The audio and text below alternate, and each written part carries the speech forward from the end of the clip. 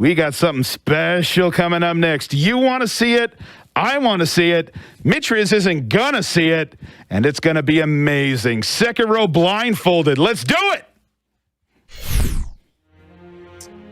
All right. So, hello, everyone. My name is Mitriz. This is going to be Sekiro Shadows Die Twice Blindfolded. So, from the start of the run to the end of the run, I'm not going to be seeing anything. And if you wonder how that's possible, well, you'll get some explanations from my wonderful commentator, LilAggy. Hello, hello. Happy to be here. Yeah. So during the run, in order to be able to hear everything that's going on in the game, I will not hear what he is saying. So it'll pretty much just be you guys and him for the whole run. So before I get started, I can just do a little demonstration to make sure you guys see this is a real blindfold. Sorry, I don't have any fancy setup with like my screen behind me, but this is how I normally do it. So for my blindfold, you can see, got a light, does not go through. Pretty darn opaque. So, all right. So I'm gonna go ahead and put that on and we can get this started. Good luck, Mitch. I believe in you. All right, thank you. So, all right. So, got it all set up to start a new game. So, we are ready to count it down. I'll be starting it in 5, 4, 3, 2, 1, go. All right, and he is off. This is going to be crazy, guys. I'm so excited to commentate this for you. Just for a little background information as the game loads up here. There are 3 people in the world that have done this, I believe. Mitch is, of course, the first, and in my opinion, you know, the legendary blindfold runner for it. And then I have also done it one time. I took 5 hours to do it, but I did do it one time. And then a third runner in China that goes by, I believe, Just Blind is the translation, is the current world record holder for it. He's done it in, I think, 1 hour, 32 minute in-game time. So yeah, it's honestly a surprisingly easy, well, okay, not easy, surprisingly blindfold-friendly game to run. You can see he's just kind of going through the tutorial right now. So this is like a stealth section. He doesn't have most of the tools that he can use in the run. So he is just walking in a straight line. He plays on keyboard and mouse, which helps to use perfectly straight angles. You know, holding forward on a control stick exactly is a lot more difficult than just holding W. So yeah, he's gonna do some funky movement, pretty much just bouncing from wall to wall as he makes his way to Kuro here at the end, which is where you get your sword, get your healing gourd, and kind of kick off the game for real. So you can see this ledge grab here. Obviously you just move along a straight line there, and then you can just hear when he's at the end there, the audio will stop playing, and then it's just a couple jumps forward. And most of this is just a lot of memorization going on here. In the tutorial, again, you don't have a lot of your like main game actions available, so it actually makes it quite challenging to navigate blindfolded, because you'll see once he gets his sword, he has a lot more movement options available to him, which are blindfold friendly. But yeah, he's gotten in the door with no issue. Absolute legend. And you see there, he does get his Kusabi Maru, and he's gonna talk to our boy Kuro here. And get the healing gourd. He's gonna equip some items there. His homeward idol, which helps him warp back to the checkpoints, and then the healing gourd, of course, is the healing gourd. Gonna walk through the door here, and then I believe it's just gonna be a straight sprint line until he hits a certain corner, and you can just tell from the audio.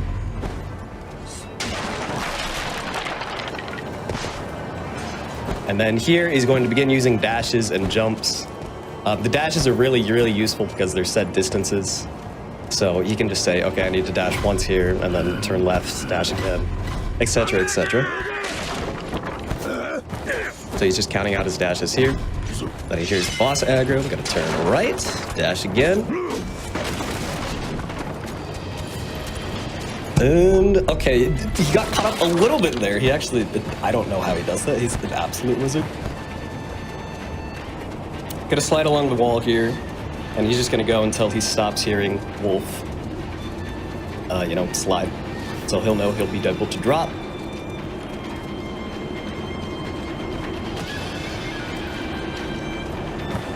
A little jump over. It's honestly, it's pure wizardry. I honestly cannot overstate how much memorization and practice and just like theory crafting has gone into this run. Mitch pretty much did it all himself. He's absolutely insane at it. Well, okay, I say he figured it out all himself. There's been a fair few runners that have been contributing to it to make it faster and easier. And yeah, it's been about a group effort of like 5 or so people. Again, Mitch, the original person to do it, originally his idea. But in addition to him, so we have myself, I've contributed some strategies. We have Zaylich, Panic, and of course, Just Blind, the current world record holder from China. Shout outs to him. And yeah, it's really evolved to a just incredible run at this point. We're gonna come up to Genichiro here. He is the tutorial boss you're meant to die to, so he is just going to die to him. Easy as that. And now we're finally in the main game, which is where really the blindfold stuff takes off. The tutorial is a bit of a mess because, again, you don't really have access to the normal tools you would have. But right off the bat in the main game here, he's going to warp, and that's going to bring him to this exact position with this exact camera angle for him to work from. And then he's going to slash to the left there, just walk forward, pick up that pellet. It'll be used for later. Then he's just going to warp again to reset to that exact point that he knows is like, you know, that exact point with that exact camera angle. And that's going to be a pretty common theme throughout this run, is you want to, you know, normalize your movement. So normalized movement basically means that it's going to be the exact same every single time.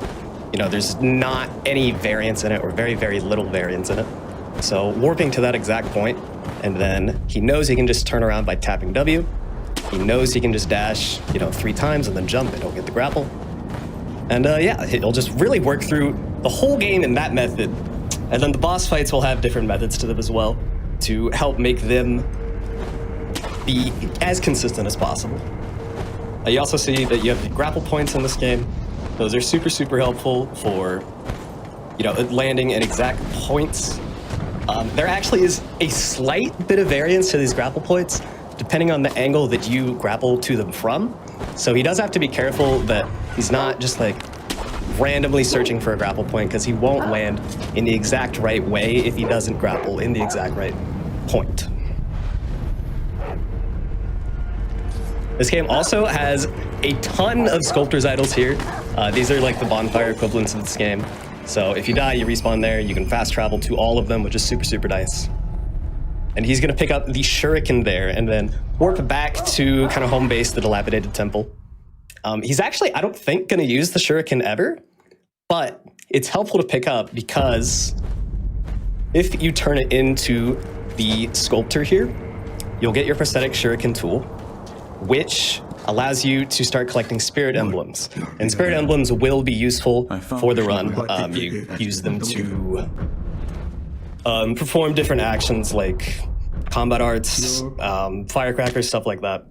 So we want to start collecting those as early as possible.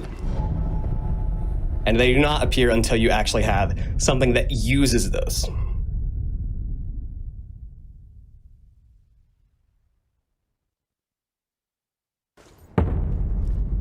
So he's just going to go back to the idol here, and he'll warp back to that sculptor's idol that he just got before picking up the shuriken. And we will be killing our first mini-boss, I believe, shortly. So the first required mini-boss is the Chained Ogre, which I'm sure many of you are familiar with. It's pretty iconic for a first boss. It's quite difficult and quite different from most combat encounters in this game. So if you've never played this game before, the main focus is that you parry and deflect enemy attacks and then hit them back. It's kind of like a dance back and forth between you and the enemy. The Ogre doesn't really do that. The Ogre uses grab attacks mostly, which you cannot parry. You have to dodge them, which, you know, when you're blindfolded can be a bit of an issue. But luckily, we have a sort of method figured out for pretty consistently being able to kill this guy. You notice Mitch picked up some Gatchin sugars along the way there. Those are some like stealth buffs that'll make you like sort of invisible helps you not get detected by enemies. And we're going to use those to get one free death blow on the ogre to start out. So every mini boss in this game has 2 health bars. So basically you have to death blow them twice. The stealth death blow helps us get 1 death blow immediately, and then we just have to do enough damage to get the second one. So he's picking up that checkpoint. Again, setting a consistent point to start with. And then he is going to go through his menu blind here. Put on the Scatching Sugar. And then he's going to jump off this, I believe, crouch walk. Oh, no, he doesn't even have to. Okay. He's just going to dash a few times to get behind the ogre here. Turn, and then he's going to lock the camera. And that will allow him to slide right behind him here and get a free death blow.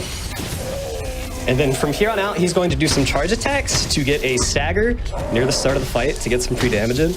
And then after that, he's going to do basically 2 slashes, wait to hear the attack, and then dodge right. 2 slashes, wait to hear the attack, dodge right. And just repeat that over and over again.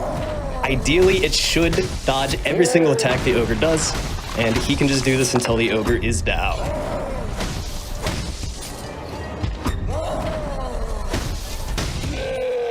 So that's really kind of how a lot of the combat encounters work for this blindfold, is you just find a way to deal with every attack they could possibly do.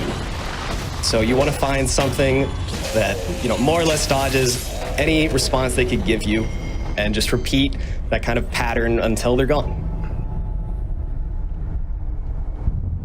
And it just so happens that if you're dodging to the right every single time, he's going to miss every single time. It doesn't matter what he does. And you see, he defeated the ogre there, and when you defeat a mini-boss, you get 15 spirit emblems. You can see that in the bottom right. So that's the reason we wanted to get the shuriken first, so that we would actually get those spirit emblems, so instead of just killing the ogre and not getting any reward from it. And then he is going to warp back to the idol after defeating the mini-boss, just to reset his point so he knows exactly where he is to begin the next bit of movement. And you see here, he's going to pick up this gourd seed. That's going to give him an extra heal on his healing gourd once he turns it in, which will be very, very important for a strategy. Later, he'll be picking up quite a few of those. And obviously, I mean, you would think ideally you just want a lot of heals, but it's really mostly just to pull off one specific strategy later, which you'll see is just super genius. Oh, he might have hit the wrong side of the wall here. Ideally, he should be sliding to the right. Yeah, he definitely knows something's off. I don't think he's going to be able to figure this out. That's unfortunate. He was just slightly misaligned so that he got pushed to the left instead of the right. He wanted to slide off the edge there. So he's just going to take the death, and he'll reset to the previous idol, and he can just repeat the movement. Not a big deal.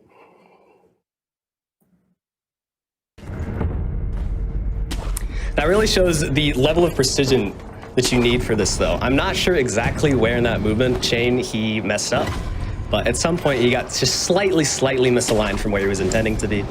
And, running a straight line just happened to push him the wrong way from there. So he's going to do a backup strat now. Gonna go through the window this time instead. Work our way around the right side of the battle, just kind of using the grapples to guide us.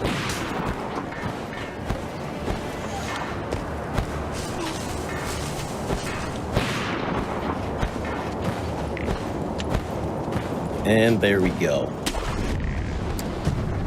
So luckily there is yet another idol right here. Like I said, the game puts these things everywhere, which works out very, very nicely for us. It makes our movement from idol to idol be in pretty small chunks for the most part. And that's mostly the goal of all this navigation, is to go from idol A to idol B to idol C, until we get to, the next required mini-boss, the next required boss, and then obviously you want to kill them. And every time you do that, guess what? You get an idol, and then you go get that, and then you move to the next part. This part in particular is pretty scary. There is a giant snake that is going to be attacking him as he navigates this valley or canyon. And basically, he's just going to try and make I guess you could call it a cycle, so that the snake never really gets to attack him. So you can see the snake kind of peeking up over there. He's going to go through this cave, and then he's going to reach a rock wall. And then he's just going to kind of hang on that rock wall and listen to the snake to wait for a specific sound from the snake so he knows where it is. And then he knows he'll be able to proceed and not get attacked by the snake. So, while I catch my breath for a second here, and he does that, if we have a donation, that'd be great. Oh, I got a bunch of them. Awesome. Let's start with Lorik here with $250. Sekiro blindfolded? How is this even possible? I've also got $50 here from David Martinet. Let's keep this marathon Seki rolling. Very nice. I did do the snapping point. I hope the microphone got Okay, that. excellent, yeah. All right, and you hear the snake should be backing off now, which means Mitch should start moving. He's gonna just pretty much count out to 10 in his head. It's not an exact count, he doesn't need it to be, but if he counts to 10, he knows he'll get reach this next wall, and then he can start wall sliding there. And once he starts the wall slide, he's pretty much safe from the snake.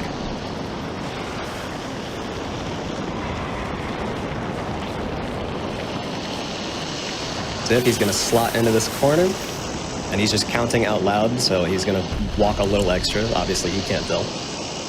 But, you know, it'd be better to walk for too long than too little, just to make sure that he gets in there. And then you see this little pagoda, so he is going to slide in there.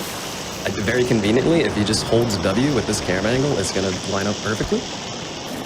Or dash into it, okay. And then this snake here is gonna peer in, and this snake will actually wait as long as you take to press the button, so that you don't even need to time that, really. It's very, very nice. The snake's gonna wiggle around for a while. Looks scary, it pretty much never hits you. And he's just gonna make his way to the next grapple points and get out of here.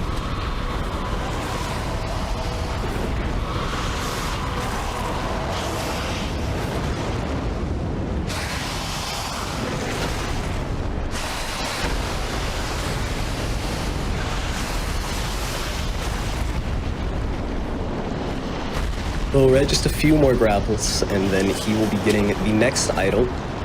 And if you've played this game before, you of course know that the first true required boss is coming up next, Mr. Yobu. Iconic horseman himself. And Yobu is not too bad of a challenge for Blindfolded.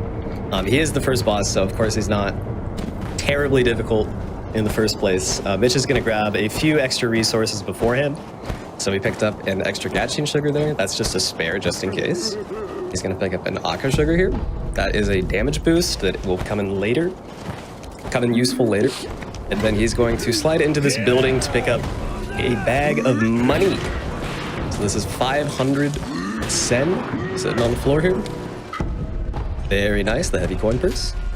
And then he will be going back to the temple real quick.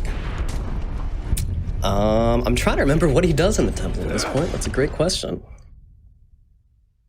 He's doing something. And then he'll come back and defeat the boss. Oh, okay, he's just going back to the temple to warp here. Okay, that makes sense. So if you homeward idol back to an idol compared to warping back to an idol, it's actually like slightly different positions, I think. Okay, where is he going? Mitch. Oh boy. Oh, I remember. Okay, so he's gonna kill another mini-boss real quick, actually. I think. And also pick up the prosthetic firecrackers, which will be useful for Yobu. And the firecrackers are actually the only prosthetic tool that he's gonna really use in the run at all. He is going to get a total of 3 prosthetics because you need to do so to get the skill book. But the firecracker is the only one that's actually really any useful. So he's gonna sell that coin purse for 500 sen, and then purchase the Robert's firecrackers for $500. There you go. And now we're gonna go back to the temple to get that crafted into the actual firecracker prosthetic.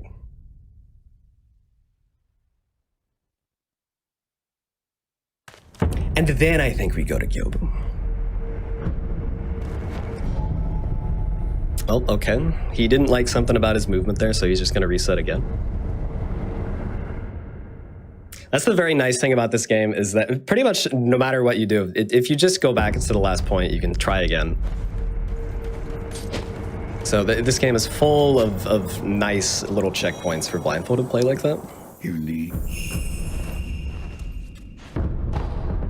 So yep, there you go. He picks up the Shinobi Firecracker. The Firecracker, for those that don't know, it's basically like a stunning tool. You send out firecrackers, they crackle. Things get stunned. They do a little posture damage. It's very helpful, particularly against beast enemies, which Gyobu rides a horse, which is a beast. So it'll freak the horse out pretty good, do decent posture damage, let Mitch get in some free hits while the horse kind of kicks about. And yeah, that's just generally helpful.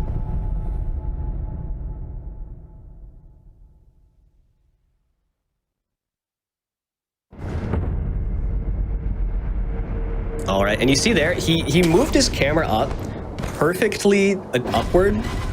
This game actually has keybinds for controlling the camera on keyboard. So you'll see Mitch do some very mechanical camera movement using those keybinds sometimes. So it's very, very helpful, because obviously it's a lot more precise than just like trying to move your mouse upward in a straight line. So Mitch is making sure that he's got all his different items he needs for this fight equipped.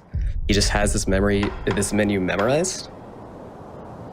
Anytime you pick up an item, it always goes in a particular order compared to everything else. And he's just gonna run into Gyobu now.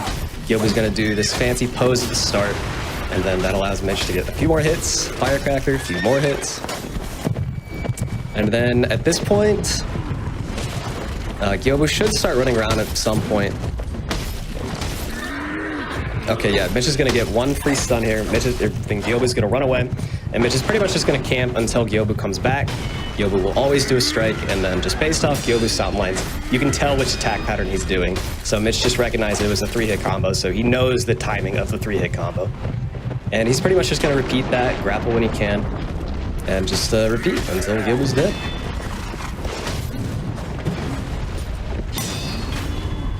And there's the first up one. Ooh, Mitch getting a little spicy with an Aqua Sugar. Okay, that's not necessary. It just boosts his damage. And Mitch seems to have lost his camera lock here. That's not good. So you can see he's moving his mouse back and forth to try and echolocate Gyobu, basically. Unfortunately, the camera lock does not have any sound effect associated with it when it locks or unlocks, so it's very hard to tell if you actually lost that or not. But oh god, I'm sorry. I have COVID, by the way, so yeah, I apologize if I cough up a lung every once in a while. Anyway, so when Mitch suspects that he may have lost his camera lock, he's gonna move his mouse back and forth, and if he can hear the Gyobu sound effects kind of move around the screen, he knows that he's not locked on. Because if he was locked on, the camera wouldn't move at all, which means Gyobu would stay in relatively the same place, which means the sound effects would not change location. So he used that to figure out where Gyobu is, get the lock back on, and then continue the fight strategy.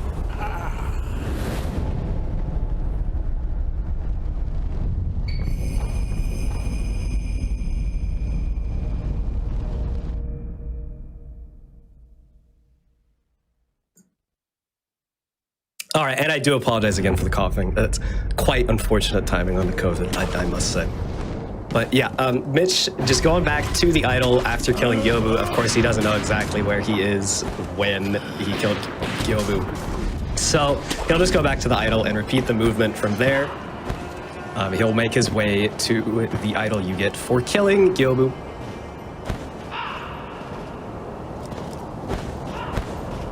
And again, it's just a set number of dashes. He knows, dash 3 times, turn left, dash once, turn up, dash 20 times. He's just a wizard. He has it all in his noggin. He's just memorized it. What's also helpful is when you get near an idol, it starts making a little soft ambient noise. So you can kind of use that if you get close enough to echolocate the rest of the way to find the idol from there.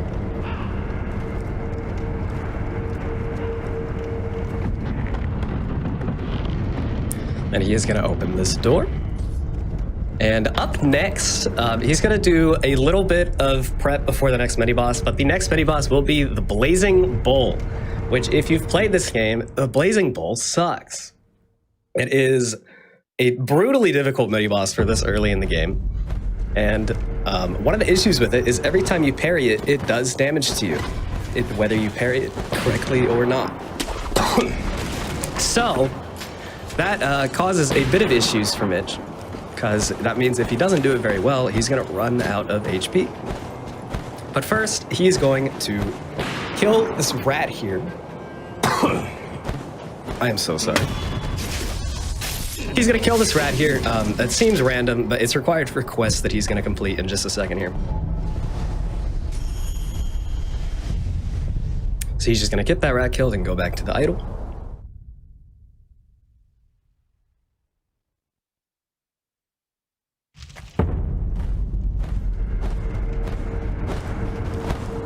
And now he is on his way to the bowl. Didn't get shot by that guy, that's good. They'll get you sometimes.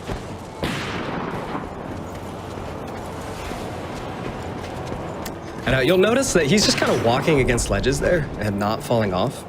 A nice thing about this game is that a lot of the ledges have invisible walls that prevent you from walking off unless you're sprinting. So as long as he's not sprinting, he can kind of just coast along the edges of things to kind of navigate around.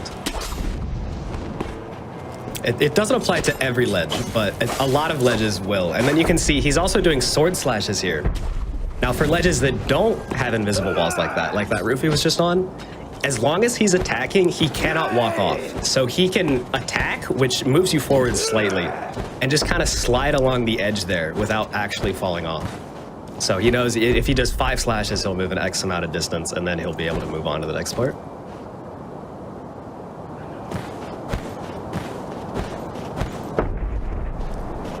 Hey, Aggie, just so you know, if you need to rest your voice or get a drink at any point, man, I got you covered on Dono, so you just call me in when you need me, okay? Sure thing. Take care of yourself.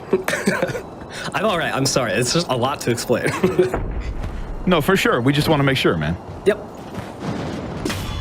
All right, Mitch doing a little death blow there, and then it conveniently just kind of auto-locks the camera onto the next guy, which conveniently points the camera in the right way towards the Blazing Bull. So he's looking for one of these torch things here. There he goes. He's trying to hit that so he knows exactly where he is. He was slightly misaligned. He wanted to be wall hugging there.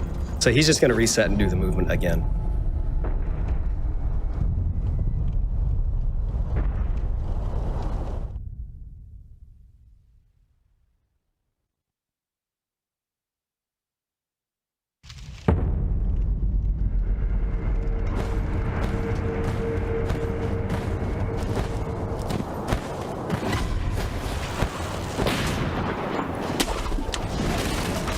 And we have maybe time for one quick donation while he repeats this movement before the Blazing Bull.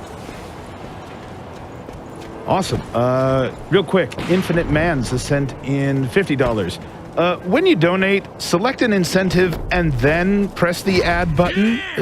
Don't forget. And don't forget to donate towards that Deltarune incentive. We, oh my gosh, just crossed $199,000 on that out of the $500,000 that we need. Please keep it coming. All right. And Mitch is just about back here. So again, he's going to jump on that guy's head, and then he's going to slice the other guy dead. And then hopefully he finds the little torch brazier, I think it's called. And then get the wall hug from there. And then from that point, he can set up for the bull kill. Now, Mitch told me that this is maybe the mini-boss he's the most nervous for, which I don't blame him. Sorry. So the bull, he's a bull, so he's just gonna kind of rampage around. Mitch has a setup to get an initial deflect, which gives him time to get quite a few hits in, and then the firecracker will make the bull freak out again and get even more hits. I believe he's also gonna use an Akko Sugar so he does as much damage as possible. If this goes correctly, it's gonna be very quick. If it doesn't, it's maybe gonna get out of hand and drag on for some time. So he's gonna dash, do a jump, and then perfectly time a deflect based off of that. Very nice. And then you want to go for headshots here because they do more damage and they'll stagger the bull.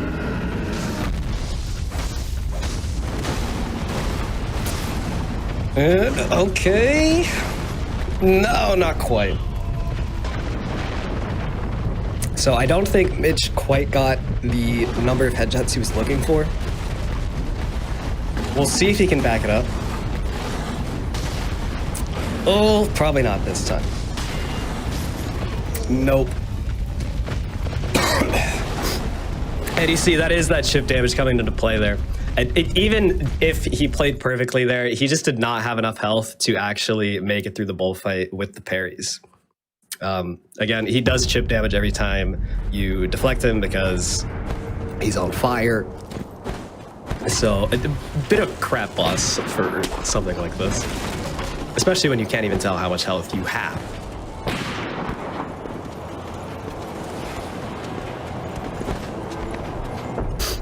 Luckily, Mitch does have a second Aqua Sugar here, so he's not super in trouble yet.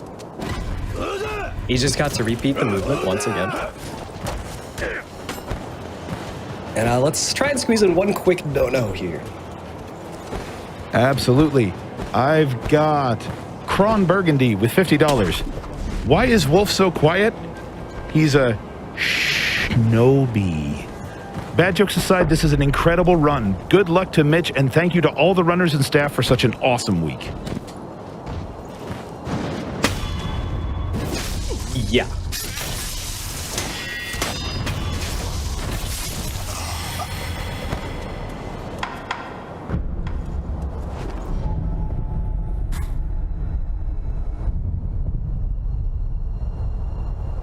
All right, Mitch, not quite getting the kills the way he wanted it there. He's just going to restart again. Again, this is one of the toughest parts of the run.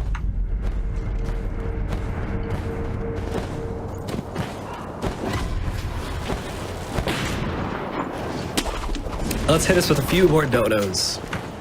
Absolutely. Ali Zyke sends in $50. I couldn't beat this game regularly. Can't wait to see it beaten blindfolded. Yeah, no kidding there. Triceratops send in $100. Donating 10 cents for every time I said wow so far in this run. I'm not sure I can keep up. Good luck, Mitch Riz. Let's see, what are we at? About 30 minutes into the run? I think that donation was from about 5 minutes in. That number keeps growing. Yeah, this run gets just crazier and crazier. It's so incredibly impressive. The skill is just the skill, the memorization, the echolocation earlier. I've never heard of that in a game before. Yeah, it's such a cool technique. It's super 5-head. Mitch came up with that himself. It's very cool. We're getting some love for you too, man. I've got $100 here from Helkin, donating for my man Little Saggy. Wait, that's not your name. I mean LilAggy, inside joke on his stream, who is doing an amazing job commentating this run. Keep up the good work, Aggie, and Mitch, let's do this blindfolded run. This goes to Aggie's choice, and I don't know if Donations has a choice for you. I'll do it for the Delta Rune run. Sounds great. We just crossed 203,000 on that. We'll keep it rolling. All right, let's get to it. All right, we'll see if Mitch can get the bowl this time. He's got his last Aqua Sugar here. He really needs to get this time.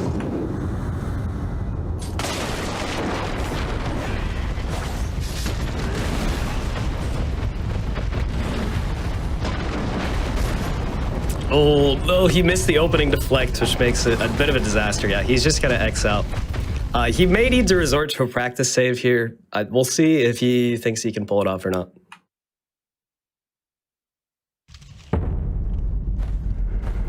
Looks like he's gonna go for it again. All right.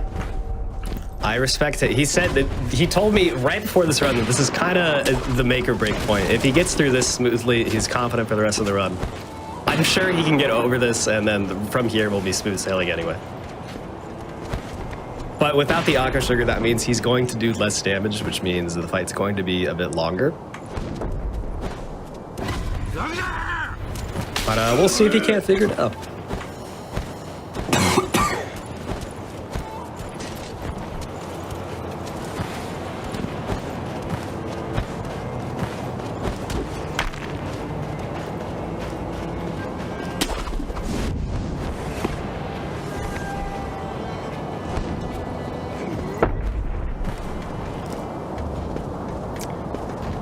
All right.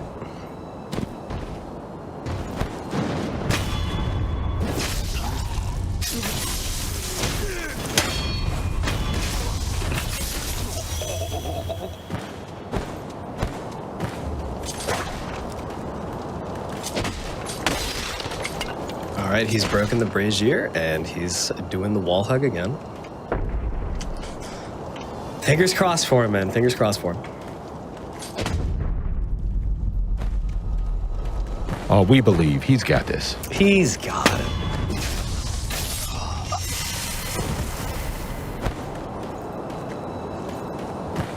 And we'll see. Okay. Going for the setup again. He really needs his first deflect. That's the most important one. From there, he kind of just has to figure it out as he goes, especially with the lack of aqua sugar. So we'll see what happens.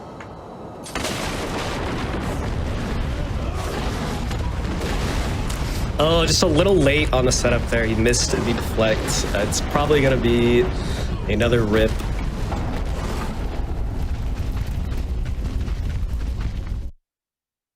That's all right. He can shake it off. The estimate has definitely accounted for a few mistakes like this, so I'm sure he's got plenty of time to work with here. And you'll see after a few deaths, you get a cutscene here to introduce the Dragon Rod mechanic. Basically, when you die X amount of times, you start poisoning the NPCs of the game, more or less. And the first time that happens, it brings you back to Dilapidated here. So he's just got to work back.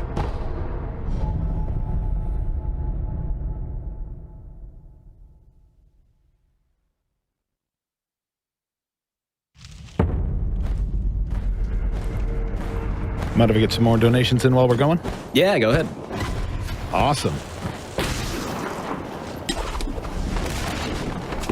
Anonymous sent in $750. This run is unbelievable. I can't imagine the planning and practice this takes. Here's $1 for every time I died fighting Genichiro. Keep them rolling. All right. How was about $10,000 in from the Yeti? Hey all, Yeti here. I've tried to cheese some bosses in this game before and failed. So trust me when I say that seeing Mitrius do this blindfolded is blowing my mind. Dang! Massive props to an amazing run. Let's go! This donation brings our event total to $90,000. Thank you for all the orders. We couldn't do it without you. Can we make it to 100K? Head to theyeti.com and grab your event merch and we'll make it happen. Let's go! All right. And we're just about ready for another round with the bull. We'll see what happens. Here we go! I believe in him. Oh, he'll get it. He's got it. He's got it. I mean, he came this far and he still can't see what he's doing. Yeah, he's a nut.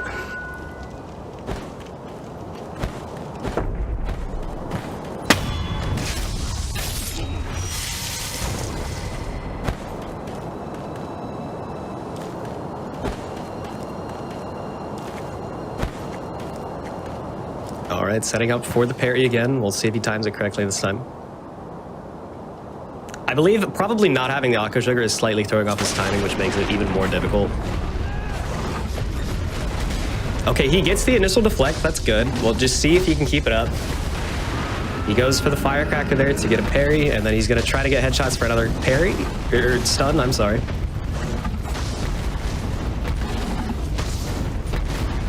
And from this point, he's just kind of playing it blindly. Just kind of adapting as it goes. The bull has very bad audio cues because he's just running around like a maniac the whole time. So it's very hard to tell exactly what's going on. Kind of just parry spamming, hoping he gets the hit there.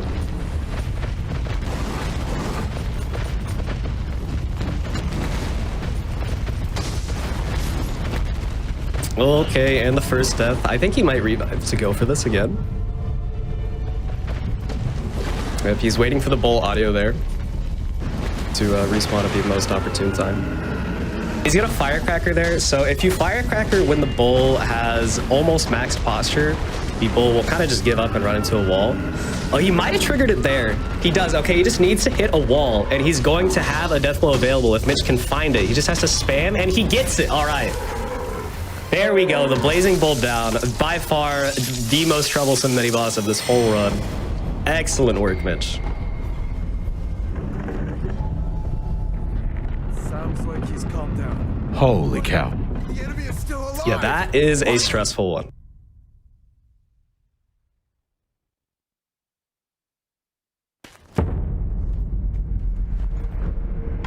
All right, going back to Dilapidated Temple here. And he's going to finish up that quest with the rat kill that I mentioned earlier. The little, short little guy enemy that was right before Blazing Bolt. Oh no, I'm sorry. He's going to defeat the general real quick and then go do the rat quest. So after the bowl here, we got a bit of a cleanup section just to prepare for the whole rest of the run. So this general mini-boss here is totally optional, but you get a prayer bead, which helps upgrade your health, and a gourd seed, which upgrades your healing for defeating this guy. So he's pretty worth killing. He's not terribly difficult. We're just going to do a jump off the building, get the initial death blow there, and then kind of just spam and, you know, just wait for the deflect sound. You'll notice the deflect, and anytime an enemy deflects you, it makes a very specific, like, tang sound that's different from if the enemy just blocks you. Every time you hear the deflect sound, that means the enemy is going to do a counterattack. So you can kind of prepare for the parry there. And most enemies have a pretty consistent timing there. Mitch getting a grab attack, which again is not parryable. That's just unlucky. So he's just going to quit out and reset his position and then probably warp back to get the heal again and then just try again.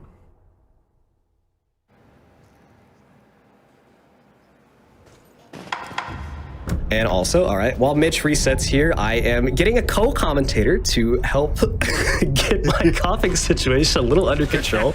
Everyone say hello to Spike. What is up, Spike? Yo, what's up, buddy? I hope you're feeling better as we go through it. Yeah, I was just like, you know what? Let's give his voice just a little bit of a small break. Just kind of in between points. For anyone who's wondering, as we're getting back to this mini boss right here, I commentated the any % race between these two fine gentlemen last year. Amazing race there.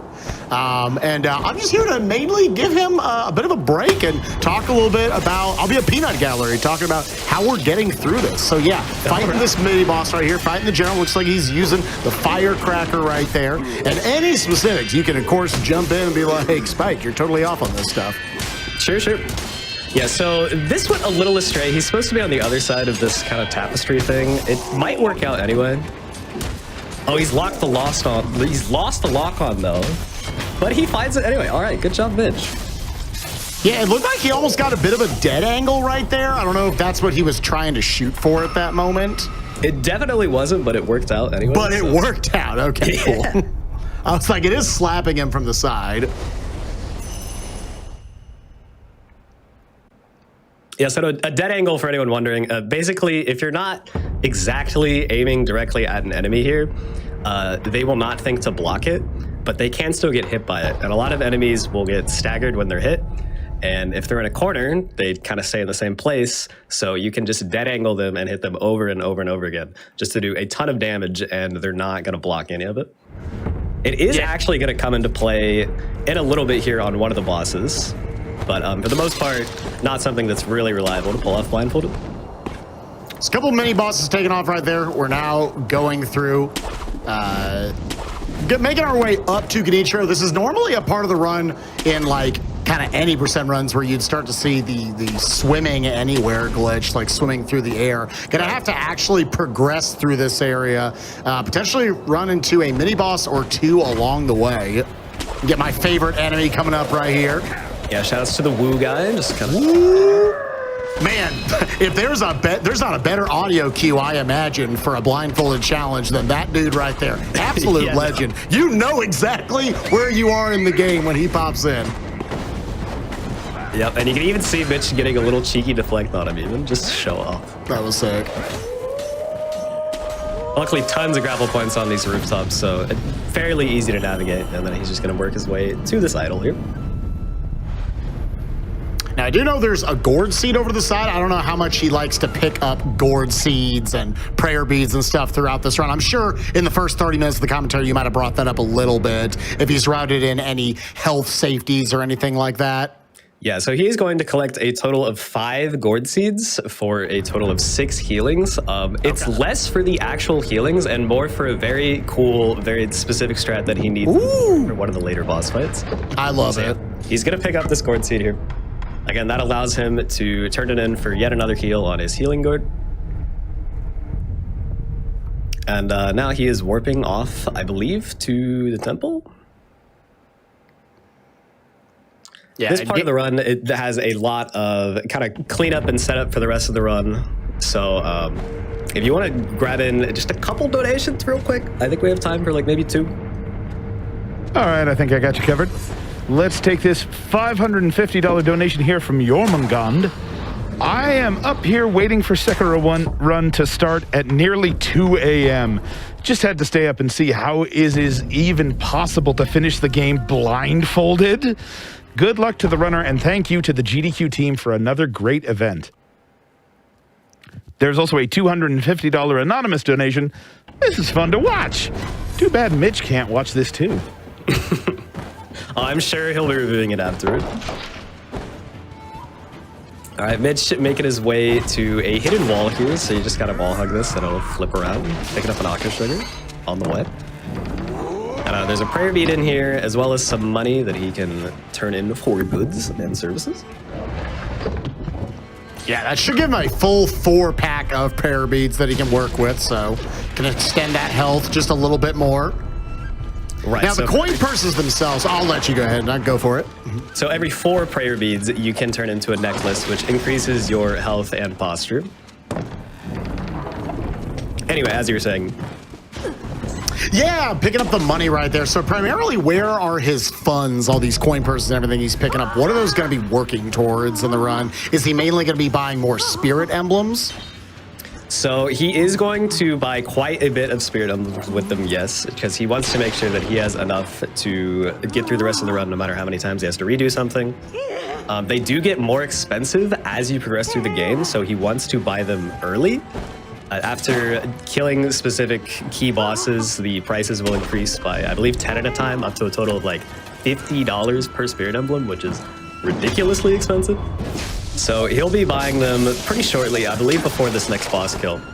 First, he's going to make his way through the castle, pick up this idol that is right in front of the next mini-boss, Ashina Elite.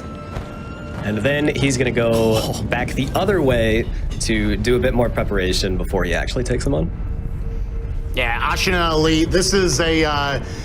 basically, the fight, no matter what, is going to take about 15 seconds. Either you're going to die or he's going to die very, very quickly. A lot of it, his posture bar will take a ton of damage if you're able to get these nice double deflections right here. So, again, just imagining all the amazing audio cues that FromSoft put into this game that allows 3 of you absolute bonkers gamers to be able to get through this. Again, Aggie... Mitch right here on stream, the first one to be able to complete this challenge, but Aggie following him up just a handful of months ago. I imagine that was an amazing moment for you. Yeah, it was quite crazy. And I undertook it so that I did all of my routing separately from Mitch, so we came up with 2 entirely different strategies for a large part of the game, and then kind of combined them to make a one true good run. And spoiler alert, it was mostly Mitch's ideas that were better than mine. But I do have a few moments in here that I can claim credit for, so. Yeah, it's almost like starting over with, like, you know, like when a game first comes out, like you were part of it when Super Mario Odyssey first came out, when Sekiro comes out, everybody's got new ideas, and just getting more and more eyeballs on the project can definitely just make for an overall stronger speedrun and a better product. Right, exactly. And for something like Blindfold, like I think figuring out the strategies is half the fun too, right? So it's a lot cooler to kind of sit down and figure out, okay, how the heck do I do this, instead of just looking up a video of someone else doing it and then copying. I gotta tell you, man, I feel pretty upset if I was one of these grunts, and my best aspect of this run is that I allow you to get a setup to get into the position you want. You know where you are because of my carcass. It's great. That's right, yeah. He's doing his part. We saw Mitch picking up the key back there, allowing him to get into this house. That's right. And in this house is the spear prosthetic tool and a little bit more money. He's not going to use the spear, but again, he needs to get 3 total prosthetic tools to unlock a prosthetic skill book, which does have some skills that are useful for him to grab later in the run.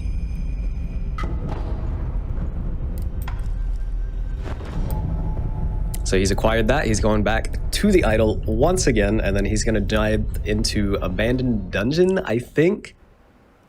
Or no, he might be killing Lone Shadow, actually, before Ashen Elite. The routing for this changes surprisingly often, so I apologize if I don't exactly remember the order of it. Okay, that's 2 of us in this call. That's great. Yeah.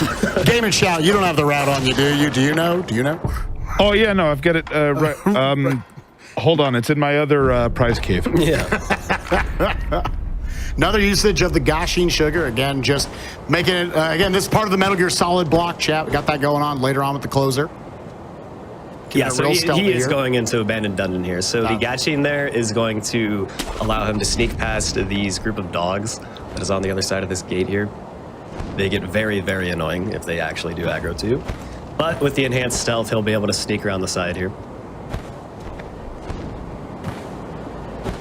Yeah, Aggie, being someone who has completed this challenge yourself, is there, what was like the worst enemy in the game? Was it the dogs? Was it some sort of specific other type of enemy? As far as standard enemy, probably the dogs, yeah. Dogs are pretty infamous in FromSoft games for just being generally annoying. I have quite a bit of trouble with them in the 80% speedruns as well. They like to troll me there. Nice setup. Wedge yourself in that corner. Know where the coin purse is. Yep. And like you say, so much of this in 3D games with blindfolded runs is there isn't really a trick to it that we heard from Mitch in that wonderful interview solely ran by JHobz earlier. It was great.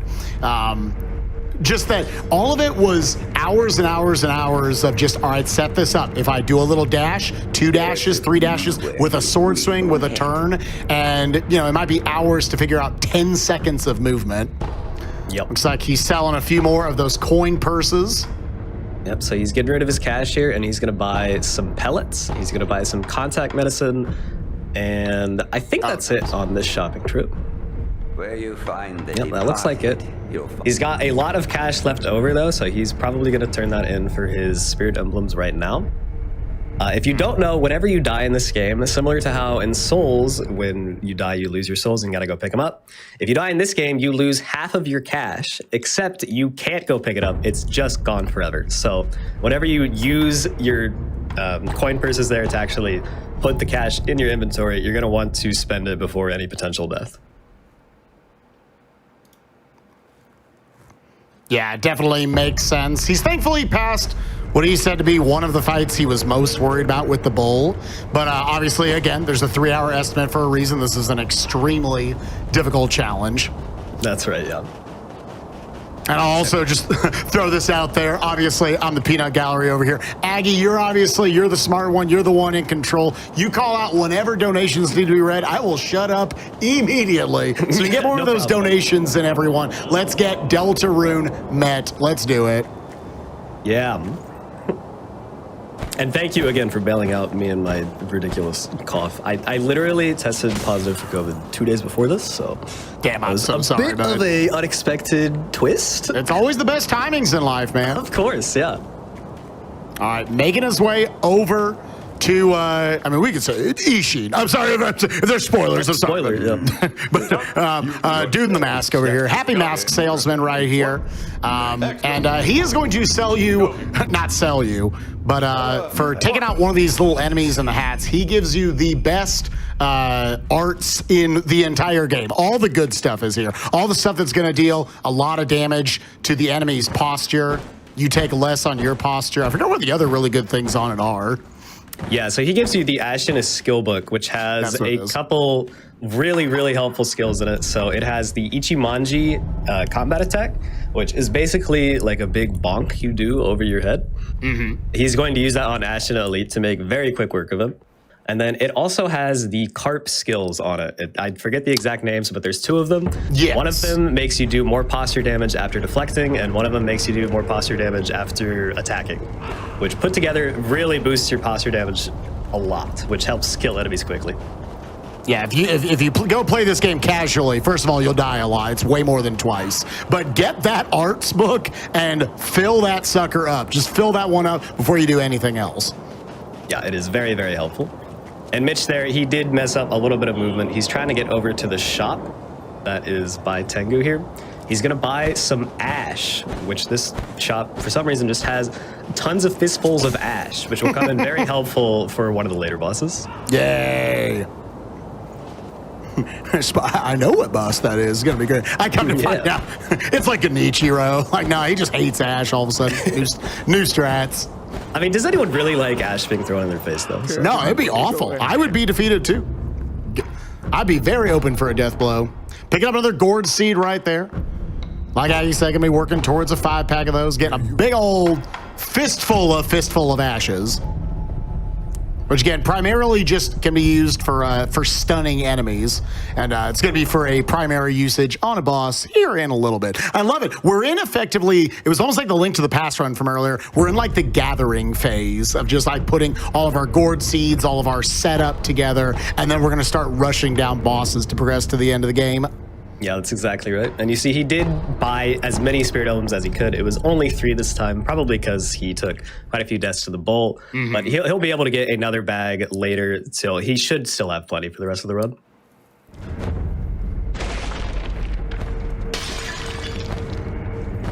So we're making our way through the dungeon here. He's going to veer off to the right to pick up, I believe, a antidote powder is what it's called, something like that. That sounds right. Pacifying agent. Okay. Again, just another tool for one of the bosses later. This is the big setup part of the run before we start kind of flying through all the different bosses and mini bosses that we got to kill. And that's kind of what's cool about doing this challenge for Sekiro is that because you can bounce between all of these different idols, you can kind of progress each of the different paths you have to go down, kind of all the way up to a boss. And I imagine it's effectively going to turn out to be a just big boss rush as we go through the second half of the run. Yeah, more or less, that's right. So once you get to the castle here, which we've been for some time, but once you get to the castle, there's kind of 3 branching paths from there that you can go in any order you want. So he's pretty much going halfway down every one of those paths, and then he'll double back and actually complete them. That right there is actually one of the very few moments of this run where we swim. Swimming, again, not a great activity when blindfolded because there's no real normalization here. Also, he got blocked by an enemy there, so he has no idea what he is. No idea. So I'm sure he'll just warp out of here eventually and just try again. Yeah, thankfully, your idol right there, basically an infinite homeward bone, but you are vulnerable to get hit there, basically all the way up until the screen fades to dark. So yeah, the homeward idol in this game takes forever to activate. It's like 7 or 8 seconds compared to like in Souls, it's like instantaneous more or less. And for the most part, is he just kind of swimming up against the wall and that's normalizing his movement? Or is it just kind of holding forward, probably looking for a corner that he can normalize on? Okay, he's got to know where he is right here, I assume. Yeah, so basically, the best you can do in the water is just count the number of swimming dashes you do. So 1, 2, 3, and then turn, 1, turn, 1. And hopefully just kind of wedge yourself into a corner like you did there. All right, now the standard place we always try to call out, we got an elevator right here, which means it's an auto-scroller, which means in GDQs, we can read some donations. Game and Shout, give me a few. I got you covered. We're going to start here with $50 from Bryson Robot, donating for that SpikeVegeta assist on the commentary. Man, thank you for coming in. Like, I was not expecting to get to work with you this week, so this is like a dream for me, too. I'm so happy. Oh, my God. My hero. This is a dream for me. I get to be with Aggie and Mr. Game and Shout in the call. I get to watch Mitch play. Are you kidding me? That's incredible. Super. And speaking of incredible, Head Start sent in $250. Sekiro blindfolded using memory and sound alone? I guess learning pi to 10,000 places would be too easy for Mitch Riz. awesome run. All the best to GDQ for the final few hours. Let's hit that 3 million. And we are flying, y'all. We are at 2,446,000. Quick update.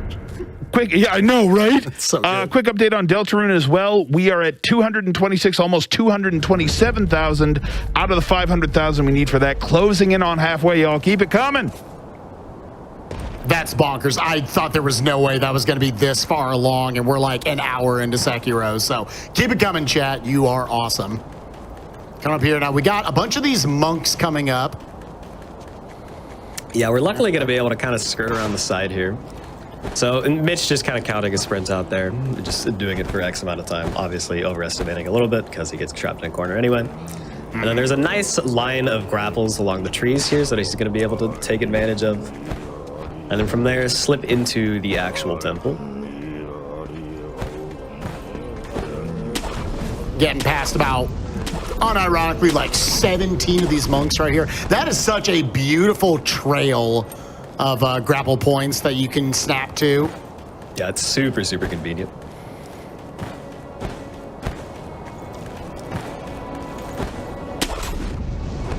And coming in, this room is surprisingly troubling because it is filled with tiny little cricket enemies. And if they get in your way, they will throw you off your path.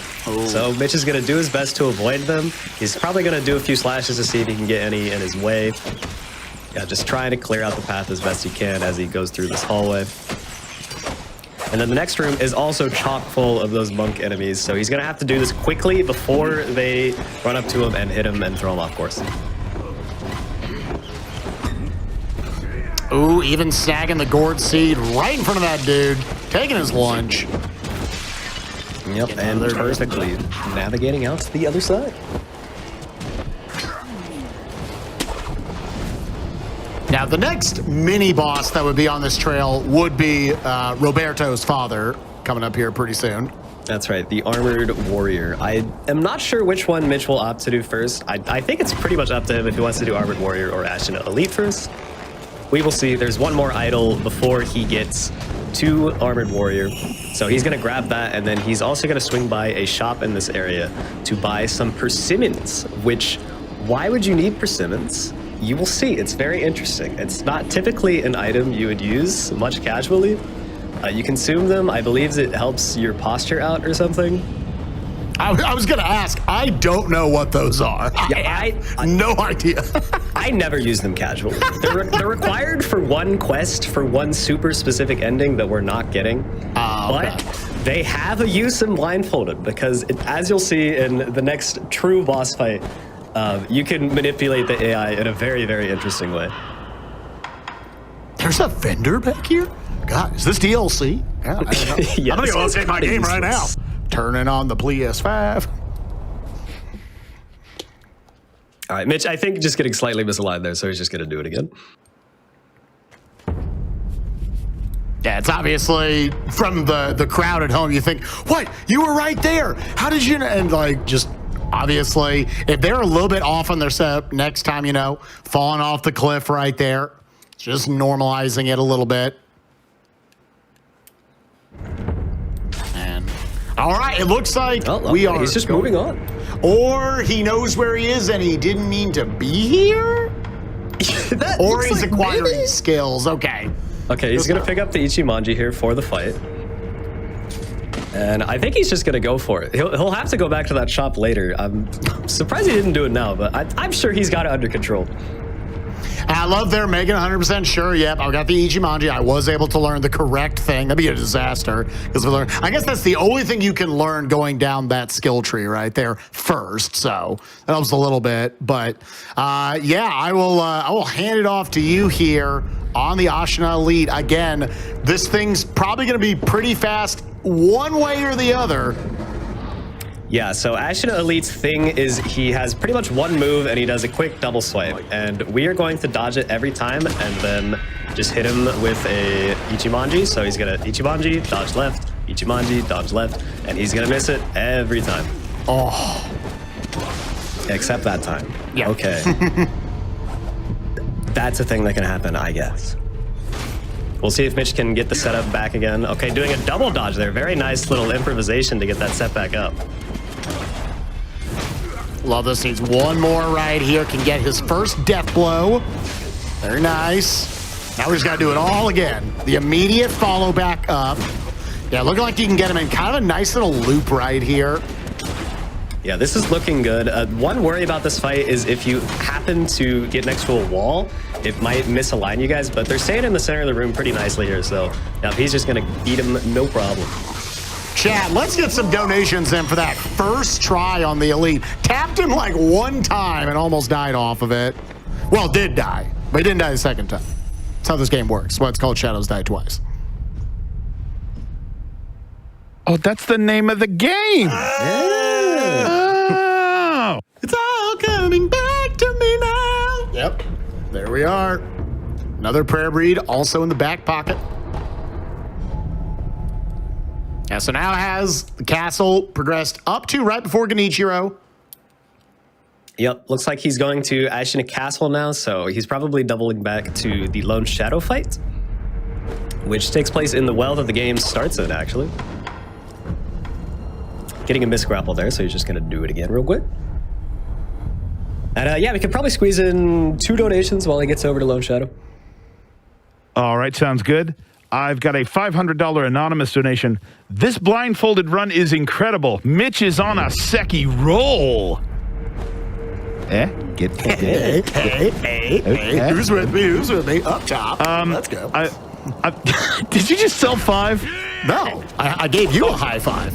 Oh, okay. I was being your Sorry. friend. Get it wrong. $500 might be the same person, might be 2 people from Spike and JHobz. Cannot believe the level of skill on display here from the absolute legend Mitch Riz, but also from the audience as we approach $2.5 million raised. Here's $1 for every time we died in Sekiro, or at least the first 500 of them. Keep killing it, Mitch and Aggie. And quick check, we are at 2,473,000. It just keeps going. It just keeps going. Keep it going. Keep it rolling, chat. Love to see it as we drop down the setup. I missed that death blow with vision. That's amazing with all that setup right there. Already able to take out half of Lone Shadow's health bar, and now going for that dead angle technique we were talking about earlier. This time, definitely on purpose. Just being a little off on the angle makes sure they don't really lock onto you, and they just kind of get messed up. And that was a no damage with no vision on the Lone Shadow. Amazing work by Mitch. Yeah, that was expertly done. Absolutely flawless. That went completely according to plan. That's actually basically a 80% speedrun level technique there that he just pulled off blindfolded. That was perfect. You'll take that in 80% runs. Yeah. I know you've been working on 80% world record attempts of that lately, so you know. Yeah, on that we actually don't do that strat anymore because if we just YOLO it, it's like 3 seconds faster if it goes perfect. Oh, okay. That's a story. I was like, maybe you could pick up on some strats right here, but now I'm trying to tell you some 2019 stuff. What am I talking about? All right, now he's totally going to drop down and fight this mini boss to the left, correct? No, God, no. So that is the Shichiban warrior. He's not required. He's awful. He's the worst mini boss in this game. So no, we're not even going to touch that guy. But we did get that $1,000 bag sitting on the floor there and picking up this idol. That money, I believe, is just going to be dumped into Spirit Emblems after he buys this persimmon, which he's finally going back for. Good job, Mitch. Yeah, I wonder if he just thought, I want to progress something else a little bit more before I come back to this. Just kind of, whether he meant to or not, bounced off it for a little bit, but did remember to come back. Selling that bulging coin purse, $1,000 reduce. You could donate $1,000 reduce. Oh, the fruit-looking thing. I remember picking that up and being like, what's that? Well, I don't know. I threw it in my back pocket.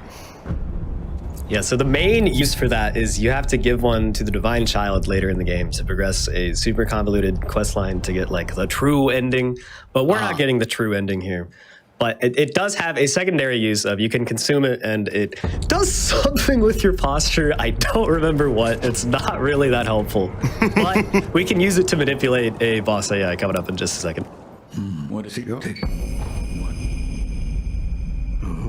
So Mitch picking up the Shinobi Esoteric Test text there, that is another skill book. I believe you unlocked that by beating the first boss, but he finally just went back to get it. Also getting his third prosthetic tool slotted in there and getting the prosthetic skill book as a result. And now we're warping back. We should be getting everything set up to finally fight Genichiro. Genichiro. Amazing fight, another fan favorite for a lot of people. Now, generally, this is a fight, I believe, still in 80% runs. I already gave out one outdated strat, but in 80% runs, this is another place where they actually, you guys like to use the dead angling strat on the first 2 phases. And I did say the first 2, there's 3 full health bars, 3 full posture bars, really, that Mitch is going to have to take out here. It'll be very interesting to see how he deals with it. Was there a hardest boss for you? Was it the bowl for you getting through this challenge? It was absolutely the bull. Okay. The bull and later Guardian Ape are far and away the 2 hardest bosses for this challenge. Mostly just because they're so erratic, they run around so much, they don't really have good sound cues because they're just making sound all the time. And yeah, they're terrifying. As we make our way up to Genichiro, or with more setup right here, Mr. Game and Shout, hit me up with one of our own donations of a few dollars. Let's do it. I got a few dollars here. Let's take $250 from Wolf Prince. Well, it's a few and then a few more and then a few more. Stacked on top of one another. Exactly. I will never get tired of GDQ runners doing things I never imagined were possible, including ending cancer. Here's to the last few runs and all of the runners, volunteers, and staff who make this awesome event possible. Love to hear it, guys. Keep on bringing it in. Thank y'all so much. And right there, taking off the Ichimongi right there. Maybe wants the vanilla R1 or R1 L1 right there potentially. Yeah, exactly. So if you have a combat art, the way you use that is by pressing block and attack at the same time. But if you don't have a combat art and you're just holding block, if you press attack, you actually do a unique attack animation, which is very, very helpful for this fight. So we want to take that off specifically to be able to do that attack. And Spike mentioned that any percent uses a dead angle for the first 2 phases of this fight, and Mitch is actually going to do that exact thing here. What? I was right! Yeah! I didn't know, dude. Okay. So here we are, 3 phases of Genichiro, pulling him right over here to the corner, baiting him out, which is crazy because you can't see, and now going to go for the dead angle. Wow. Yeah, so that is just that R1, L1, R1, L1. Okay. And it just perfectly shoves him back into that corner over and over again. So he can do that for 2 full health bars here. And then in the final phase, all of those gourd seeds, those persimmons, and pellets he's picked up are finally going to come into play. Because, as you'll see, at the start of the fight, Genichiro always does a thrust attack, which Mitch just got Mikiri counter to Mikiri counter. And then he also does a thrust attack every time you try to heal in this fight. So Mitch has 6 heals, plus 3 pellets, plus 2 persimmons, all of which trigger Genichiro to try and go for a thrust attack. And he is just going to Mikiri him, what is that, 12 times in a row? And it is going to be pretty much exactly enough to kill him. Oh my gosh, literally blindfolded. Jack, give him your energy. The swag right there, using the Akko sugar, using the persimmon. I've never used it before. It's so cool. The Mikiri counters over and over again. Yeah, and you can see he can just do this until he's pretty much dead. I think he's left with just a little bit of HP, which he can just firecracker and R1 spam, and it should get him. Absolutely unbelievable loop this is right here. Genichiro, sorry, I got him this time. Who cares? Let me try this one right here. We can. Okay, I'll give you that one. Now I'm gonna try this one. No, why? And just a little bit with some firecrackers at the end. Nice trail. The no damage. Absolutely BMing Genichiro left and right. That was beautiful, chat. Yeah, that went as perfect as can be. Amazingly done by Mitch. I'm sure he's happy with that one. Getting him in the corner initially is probably the hardest part of that, but he pulled it off flawlessly. Absolutely unbelievable stuff right there. Mr. Game and Chad, you have some donations. Are we about to hit Plot City here, Aggie? We sure are, yeah. This is a bit boring for the next couple minutes, so we can get tons of donations in. Yeah, boring means it's time to not get boring and read some donations. Let's do it. Absolutely. Zim sends in $550 for the $5. Can't believe what I'm seeing and what Mitch Riz is not seeing. Great run and a great cause. Let's get a $5 train going and unlock Deltarune to keep this show going. And quick update on that, we are at, we're $10 short. Give me one more donation. Roll over the number, please. There we go, $239,000 out of the $500,000 that we need for that. We are, and it went up again. It's still moving. Keep it coming. I love it. What else? I've got a $5 donation here from Deg. Blindfolded runs are always impressive, and Mitch is not disappointing. I will donate another $5 for each death. I mean, that works too, but I mean, the way we've been going these last couple of fights, like, wow. The bowl single-handedly could get us there, but since then, my God. And then, oops, sorry. I apologize. So Mitch is just a little bit confused on how to start this movement. He talked to me about this yesterday. So he needs to get in that door and down the stairs, and from there he'll be able to talk to NPCs very nicely. But getting in there is a little tricky because when you kill Genichiro, it spawns you in a particular place that's very easy to get in. But then after that, if you mess it up, it gets a little out of hand. So it just got a little out of hand there. I think he's going to get it this time, and we should be good from now.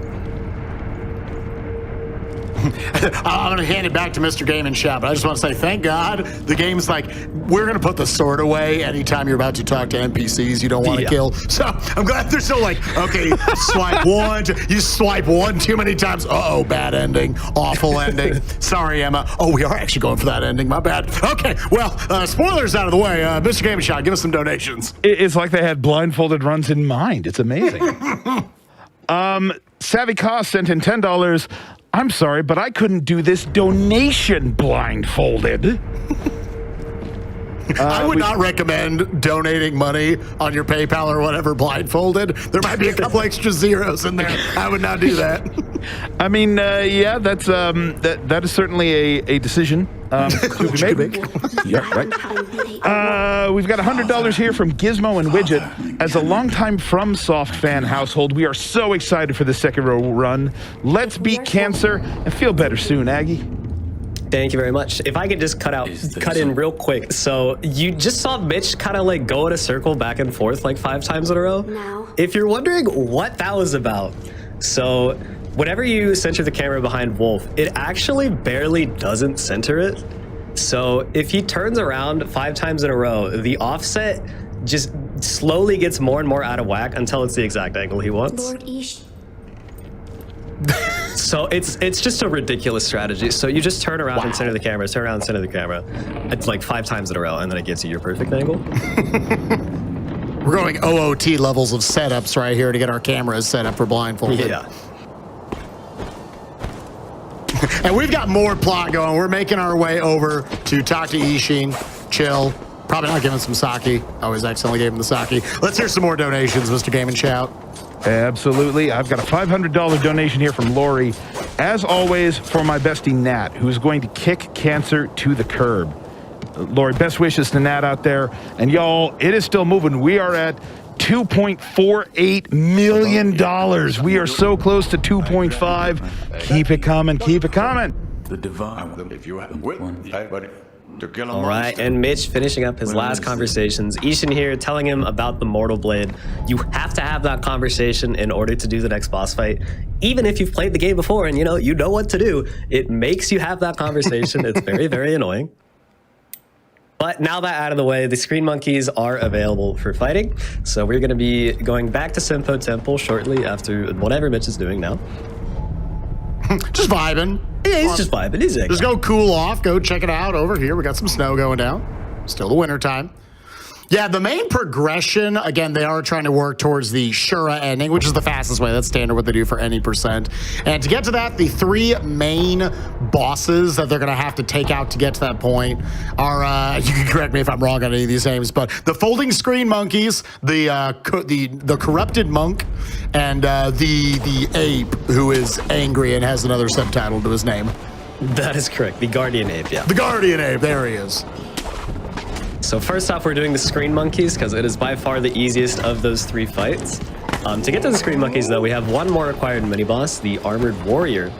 And the Armored Warrior is a bit unique in that he does not die from being deathblown. You only shove him backwards when you deathblow him. And what you have to do is shove him backwards off the edge of the bridge so that he falls to his death. So how do you do that when blindfolded? It's a little challenging. Basically, what Mitch is going to do is he's just going to repeat the fight over and over until he gets the exact opener he's looking for. And then if he executes that perfectly, it just happens to work out so that by the time the death blow is available, it's going to shove him in the right direction and off the bridge.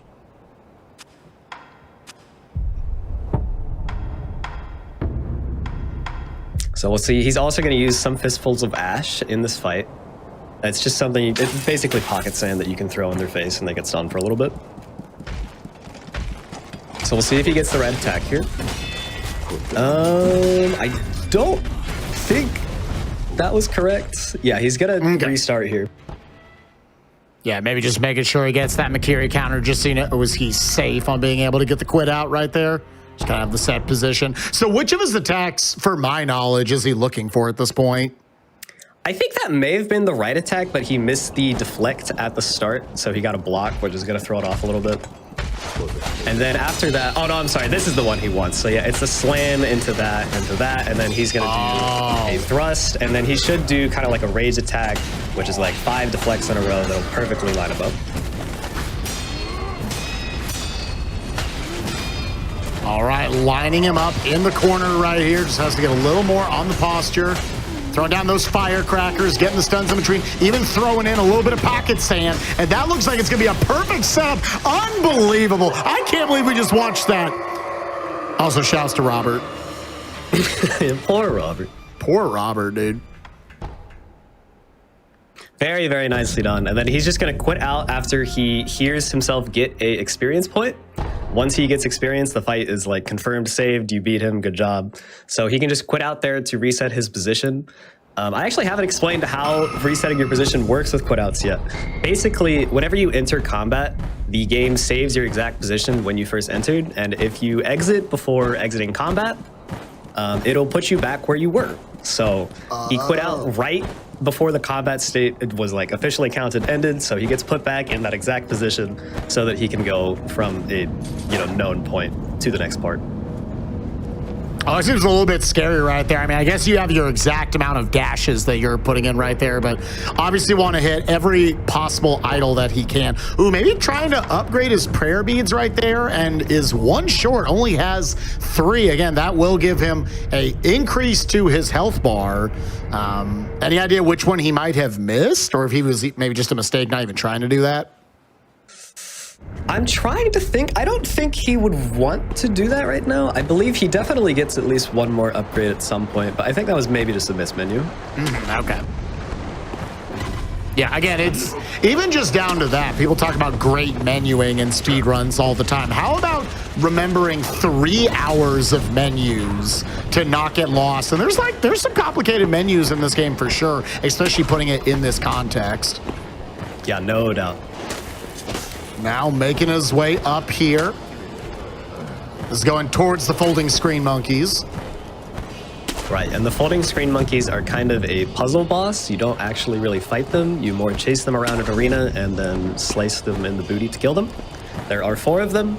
They all have a different quirk. They're like the different, like, see no evil, hear no evil, stuff like that. So basically, they all have different weaknesses that you have to exploit in order to catch up to them and take them out. Making his way over. Mr. Game Shot, hit me up with 1 donation as we're looking to get into the fight. As thank God for doors, they have iframes. Absolutely. I've got a $5,000 donation here from Blinks. GDQ is a comfort in dark times. No game left behind. And thanks for everything you all do. All right, Mitch getting through the door there. That was very nice. There is a small chance that those guys hit you right when your iframes run out and he has to do the whole thing over again. So that was very nice. That didn't happen. First monkey is the invisible monkey who always spawns right behind you there. So we can just take him out real quick. And then this orange monkey here, I believe is, Speak No Evil, maybe? So, okay, the orange monkey sees him, jumps away. And then Mitch is just gonna hang out here for like 10 seconds and he just comes back. And then we can take him out. I'm gonna use this strat forever. I didn't know this was a thing. This is so cool. Yeah, it's very, very, very helpful. This one is one of the more annoying ones because he doesn't really have a weakness. You just kind of have to chase him around. I was wondering because I didn't know how much, assuming you move through the arena the same way every time, they are consistent as well, I assume. Yeah, so they have like a kind of set cycle pattern, whatever, that they go on. And you see Mitch there using the illusion bell. That's a special item you get for this fight to reset those patterns. So he's going to do that after pretty much every monkey kill to go back to the start, reset the patterns for the other monkeys. Up next is this green one. So this one is Hear No Evil, which means it has super nice hearing. So it's going to jump by this bell, and then you're going to ring the bell. And since his hearing is so good that it's just going to stun him because it was so loud for him. And then we can just get a free death blow. Love instances like this and challenges in these instances where you actually have to, using the like base game mechanics that they give you is actually useful here. So I think that's pretty cool. Yeah. Last one is the purple monkey. That is See No Evil. So he has super good eyesight. So you need to chase him into a dark room and then he gets scared and he'll just stand there and let you death blow him. So Mitch is going to aggro him from a very specific angle here with that grapple. And that'll cause the monkey to run pretty much directly away from Mitch, which is going to lead into this dark room in the back here. And then the monkey's just going to be scared and Mitch can walk right up and take him out.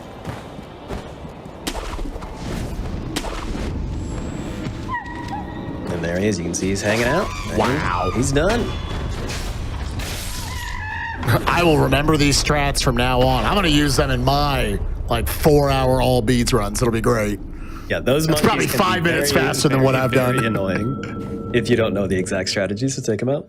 The red monkey, gosh, call Nintendo Power right now. We need to upload that red monkey strat. I need to get on the 1-800 hotline. My God. All right, Mitch again doing the spinny strat to align his camera. And for killing the screen monkeys, you get the most broken item in the game, the Mortal Blade, which we will receive from that divine child in the background there. Also getting another memory, which increases our attack power. Very, very nice. Also a ton of skill points, which allows us to get a bunch of skills in the Shinobi skill tree here. So he's picking up mid-air combat arts, which allows us to do those things like Ichimonji's mid-air, which isn't useful for Ichimonji, but it is very, very useful for Mortal Blade, which we will see. Mitch getting slightly misaligned there, so no big deal. Thankfully, just a quick reset right there. Mr. Game Shot, hit me up with a few donations as we pick up the Mortal Blade right here, our overpowered piece of steel. I do. Absolutely. $500 here from a burned head. That Genichiro fight was a... Did we lose Mr. Game and Shout? What? Oh, no. Did we lose all our donations? Do we got it? There we go. Oh, there we go. Oh, no. I was like, hit all the unmute donations. buttons. They just stopped. Technical difficulties. We are good. $500 here from Burned Head. That Genichiro fight was amazing. Excellent work by Mitrius. Also, Senbai sent in $200. I couldn't beat this game with my eyes open. Anxious to see how Mitch deals with the later bosses without being able to see. Yeah, the later bosses do get a little spicy. We've got 3 main bosses left. I'm not sure if there's any mini bosses left. I can't remember just now. But actually, for now, we have to do our only glitch of the whole run. Our only true glitch of the whole run. First, we got to set it up. So by defeating the screen monkeys, you get a ninjutsu called Puppeteer, which allows us to take control of enemies if we backstab them, like so. And that one is special. If you puppeteer that one, it'll go up to that little wheel on the top left to raise a kite. And we can use that kite to access a special area of the map that normally you would use to take out the giant snake from earlier. But the snake is not there yet because it doesn't go there until you trigger another snake encounter at a later point in the run. But we don't want to go to that area of the run, so we're going to perform a skip called Snake Skip. I'm so engaged. I'm so excited to see what this is. I didn't know there were going to be any skips. It's a crazy, crazy glitch to pull off blindfolded. So basically, again, the snake would normally be there. You jump on the snake's head, and you get a death blow, and then you get put down into the water below to access the sunken valley. But if the snake's not there, there's a death plane preventing you from just jumping straight there anyway, because you're not supposed to access this area at this time. So instead, what Mitch is going to do is he's going to run off the ledge once he gets there. And then he's going to pop a contact medicine, which a contact medicine is a item that literally poisons your character. But it's a very, very slight poison. So the intent is like you take a little poison damage instead of a lot of poison damage potentially. But we can use it to kill ourselves. And if we kill ourselves mid-air, our body will fall onto a rock. And the rock is below the death plane. And then we revive and go into the water. Oh my lanta, are you kidding me? Yeah, it's so cool. It requires a pretty precise angle that luckily Mitch is a god to set up. So he's going to warp here to revive his health. He's then going to apply this contact medicine, jump off twice to reduce his HP, and then just time the poison from there to perfectly kill him mid-air. Now, how precise does that timing in midair for the poison have to be? You'll see that it's pretty precise. He times it by doing, I think it's 18 R1s in a row. So yeah, he's going to do the R1s right now. And then he'll run off the ledge twice and then jump, and it'll just barely happen in time.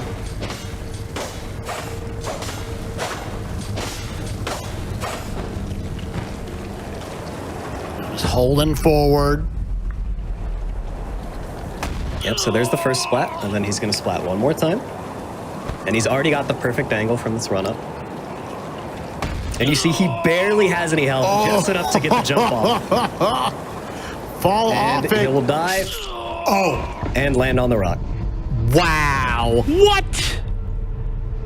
And as we've established, Shadows died twice, so getting a revive right there. And I believe Mitch was talking about this earlier in the interview with JHobz 1.0, that I believe this is primarily to skip the gun fort. That's right, yep. So the gun fort is a terrible, terrible area in this game. It's incredibly random, even with eyesight. So without eyesight, it's even worse.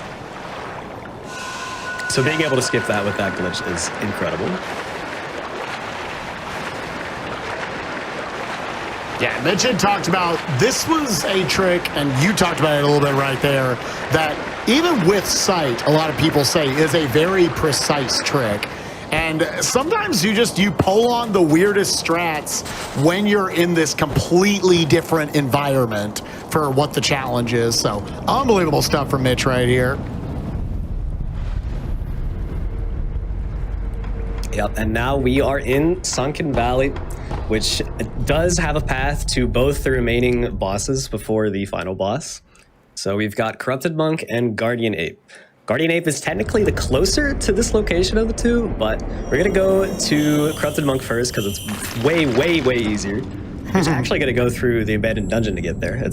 They both lead to the same place, it's just two different paths. Running off into the void for a cheeky grapple there. Mm-hmm. Gotta love it, gotta love it. Oh, I guess you are gonna have at least one more mini boss, assuming she's got to take on. Yeah. So we've got Snake Eyes coming up here, and then we'll also have Miss Noble after that. And I believe those are the last two mini bosses of the fight, unless I'm forgetting something else.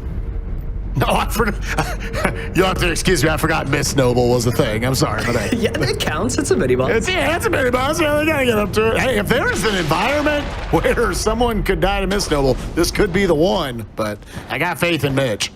So coming up here on Snake Eyes, trying to very specifically stay out of the eyesight of the boss or any of her henchmen right here. Trying to wrap around it and get that death blow. Now pausing right here, I don't know how much of this is maybe trying to keep the aggro from that far off sniper off of you, because I know that's generally a concern when you're doing this in any percent. Getting that first death blow. Right, and Immediately popping the, ooh, yes. And there's that airborne mortal blade. You can talk a little bit about why that's so overpowered.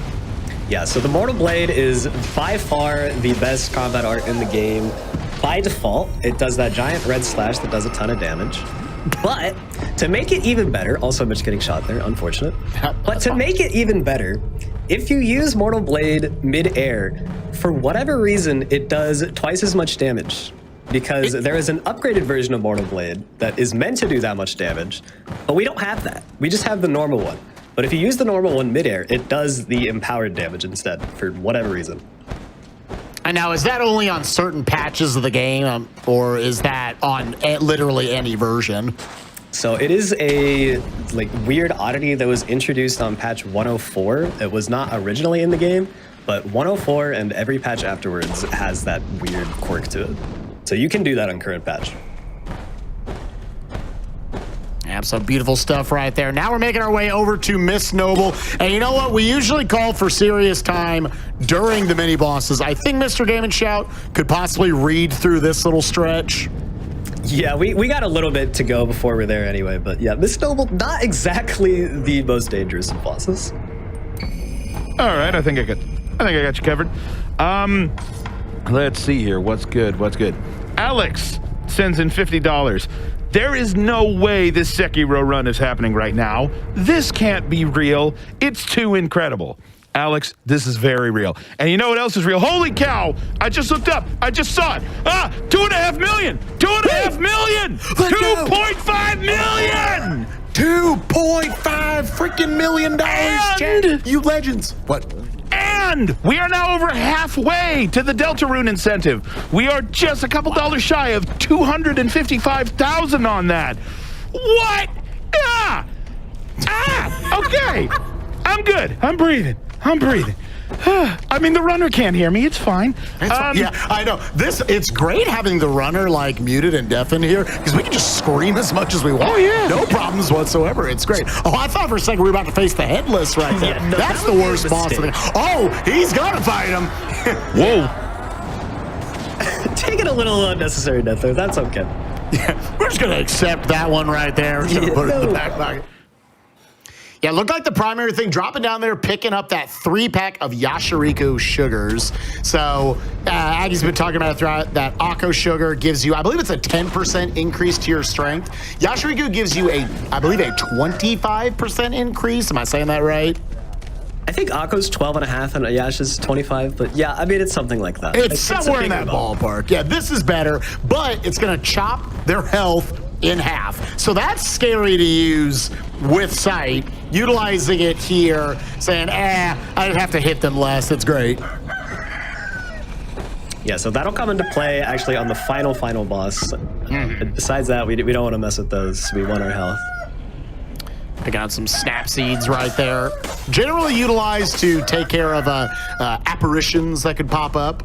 I imagine it's also going to contribute to the next major boss that we're coming up to. Yep. First off, we got to get to Miss Noble though, and we're actually going to do a little, very minor skip here to get on top of the hut. Normally you have to go all the way around and maybe even fight a drunkard. But if you do some clever platforming off this tree, you can actually just hop right up there. Which it is very, very impressive that Mitch can do this blindfolded. Yeah. This definitely seems like one of those things that with sight, this is actually a very simple trick, but having to get that whole setup, very impressive. He's able to get up here. One sword swing, one turn to the left, needs to get in this hut. Chat, I want all the $5 donations to come in if he gets this first try. Yeah, this is a big one. Locking on, dropping down. Oh my gosh, legend, frame perfect. Now gonna go for the sub pixel perfect, sub frame perfect. Oh, the sword swipes, the left, the right. He's out of there. First try, Miss Noble in the bag. An incredible performance from Mitch. I don't think I've ever seen him do that first try before. It's just that GDQ luck right there coming in clutch. What? Unbelievable. Unbelievable chat. Maybe the most impressive thing you're going to see all week. Oh, definitely. I'm giving him crap, but he did that blindfolded, and I would have died there. Miss Noble would have got a dub in the win column right there on me if I didn't have the vision right there. But now making his way towards the corrupted monk. Yep, we got to make our way through Mibu Village first, which is just full of little enemies to avoid. Shouldn't be too troubling. Mitch can mostly stick to the rooftops to avoid most of it. But yeah, this is just another movement section. We could probably squeeze in some donations. Oh yeah, I got you covered here. All right, this was anonymous. You made a decision, and you sent in $500. So you know, 500. Blindfolded donation. Challenge accepted. Here are my $50 for this awesome cause, the runs, and you people. Yep, that was a decision. You did that. You did that. Thank you. Thank you. Artie sent in $75. A blindfolded run of one of the toughest games made in recent memory. That definitely deserves a donation. You got this, Mitch. We are behind you. We will be your eyes. Silent Lunas. I was just gonna say to chat, think about how funny it would be if we hit $3 million right now because all of you donated $5 because he killed Miss Noble. I'm just saying that would break the internet. You should actually do it. Go ahead, Make Mr. it reality, Chat. please. Yeah, make it a reality. I'll laugh forever. I'll just die. It'll be good. I'm good for it. I'm good for it. Scary Carrie sent in $50. He's destroying Sekiro, and he even has backup strats, all while blindfolded. What a legend! And Silent Luvia sent in $80. This blindfolded Sekiro run is absolutely mind-blowing. Props to Mitris for doing something like that in front of over 100,000 people. Amazing event, and good luck to the remaining runners. Let's hope we'll crack last year's 2.7 million today. Let's unite against cancer. We're gonna do it. We're gonna get there. Y'all are gonna get us there. I know you can. I know you got it. Absolutely the most redonkulous pace a GDQ's ever been on. You are all a part of history right now, and also part of history getting to watch Sekiro being blindfolded in front of 111,000 some odd people. That's pretty cool. Yeah, I'd say it's pretty freaking cool. That's pretty cool. Getting to show off the hard work of Mitch, Aggie, and everybody else in this community that this is even a possibility. I believe the only FromSoft game that's ever been defeated blindfolded. That is correct, yes. A few people have done like all the bosses blindfolded from the other games, but no one has actually done the game start to finish blindfolded besides this one. Pick up the divine confetti right there and a red lump. Yeah, so that red lump will be useful for Guardian 8. Just a little preparation there. And the divine confetti, I think the item text only really tells you it's like, oh, to give you a buff if you're going up against like undead things or whatever, or ghosts, I'm not sure. It just is a buff. Just next time you play this game, chat, divine confetti, it's just another attack increase. It's great. Throw that sucker on. Yeah, He making his way towards this prayer bead right here. Yeah, so Divine Confetti increases your HP damage to anything. So any enemy where you want to kill them via HP instead of posture, it is very useful for. That said, we are actually fighting an apparition enemy, so it's sort of intended use on this next boss. Coming up to the Corrupted Monk. We're going to be able to pull off yet another Sunlock. So the Corrupted Monk is an apparition enemy. This is not the real monk. In the normal ending, you would fight the monk again for real, but we're not going to do that. This is the only time we see her. But, so the snap seeds that we picked up earlier are used to dispel illusions, and since this lady is an illusion, she takes a ton of damage from it. Normally after the third snap seed, she will stop being stunned by it and start attacking you. But we're just going to use 2, and then we're going to throw ash and firecrackers in her face, which also trigger the stun, and those do not have a limit on how many times they can stun her. So, with 3 staff seeds, 10 ash, and 8 some odd uses of firecrackers, plus a confetti attack buff, plus an Aqua Sugar attack buff, we can kill her before she does anything. Wow. And what the scary thing about that is, chat, is he's going to be utilizing all these resources right now. So pretty much has to get this first try. Yeah, that's right. Coming in the Divine Confetti on, using that first snap seed right there. Getting the 1-2, in for another snap seed. 1-2, you can count with me, chat. Throwing in one of those, bunch of those different fistfuls of ash. Constantly getting that restun right there. Already down halfway on her health bar. And he is just gonna keep chucking them. We used to have a little song, I don't remember how it goes, but it's like 1-2 ash, 1-2 ash, 1-2 crackers. But yeah, you get the idea. Getting very close again. Can be scary here if they were to lose it right here at the end. Wants to make sure all these resources are getting put to good use. And that is a first try, damageless on the Corrupted Monk. Beautiful stuff right there from Mitra's. 2 of the 3 major bosses down before the end game. Another one? Another one! What? I can't do this. This You know what you next can idol- do, though? Oh, go ahead. Yeah, Okay, this next idol is a bit troll. There's no strategy for like consistently ending up at the same place at the end of that kill. So he just has to echolocate this based off the sound. So we'll see how long it takes. Oh, because I guess realistically, you're going to be in a different spot in the arena off the boss fight every time, exactly. right? Okay, so you're like, man, that's a scary spot to be. All right, he finds it though. He's all good. Legend. He'd probably tell you that was more impressive than the fight itself. But It's at least less consistent, that's for sure. yes. Very, very cool. The utilization of so many different tools to get that stun to work. Yep, and now he just has to run in a straight line, and he perfectly ricochets off like 5 different things to line up to pick up this key item. Oh, beautiful setup.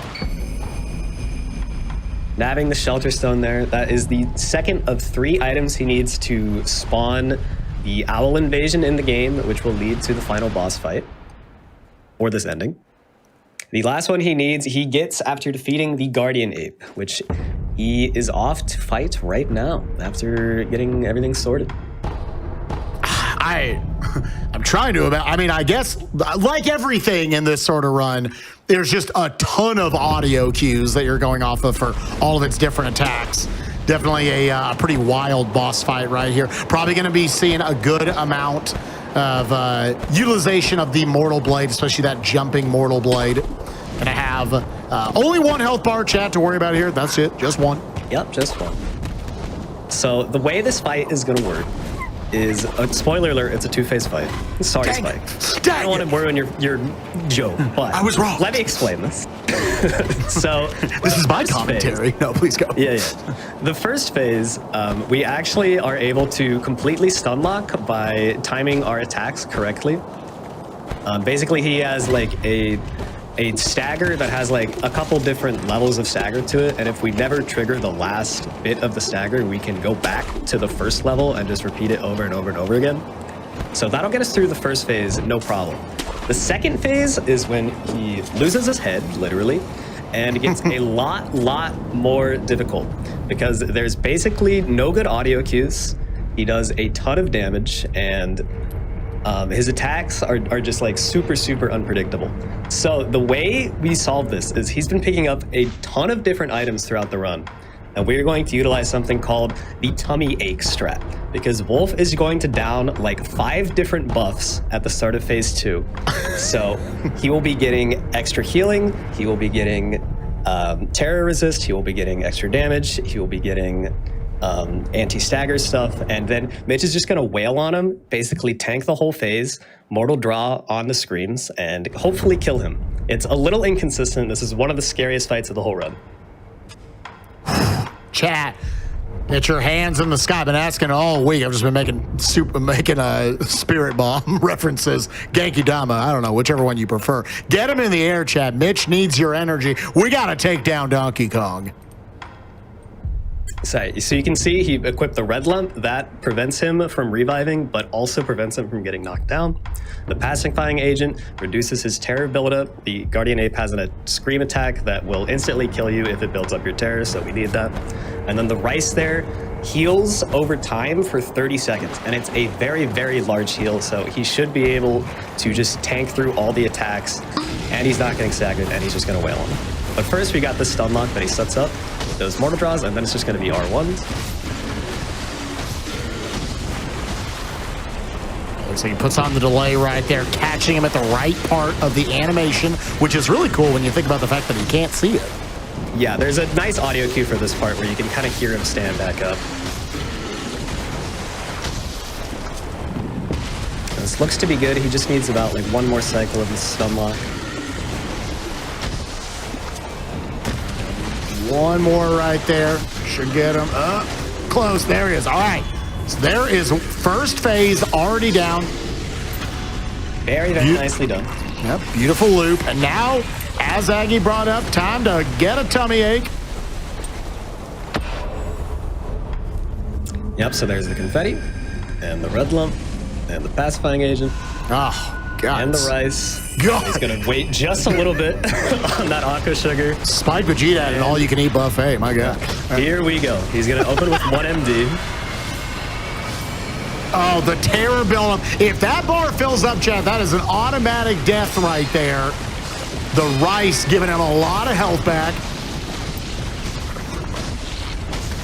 Yep, and he specifically timed the mortal draw so that he gets a second stun out right there. And now he just has to kind of pray that he gets to the end of the fight here. Yeah, just timing those out, waiting through the combo. Oh my gosh, another first try here on the Ape. Donkey Kong down, let's go. That was pretty much textbook. That really could not have gone any better. That is by far the most challenging of the main bosses. Wow. No, Great work. what? Wow, wow, you know he's popping off right now. He'll take the bowl deaths for that. Oh my gosh, on the resource fights, getting through them first try. Tummy ache coming through, chat. So with that, Aggie, all 3 of the major bosses taken down. We need to make our way up to the final boss fights. I don't think there's any more prep up to there, correct? I guess he has to get to this item, yes. Yeah, he's got to pick up this Lotus real quick, and then it will automatically trigger the invasion sequence. You'll see that after picking this up, he'll warp back to his last communed idol, and it will take him somewhere he was not last communed at, because the game just automatically gives you a checkpoint for this part of the game. So he'll get a free warp there, and then he's just got to make his way up to the tower.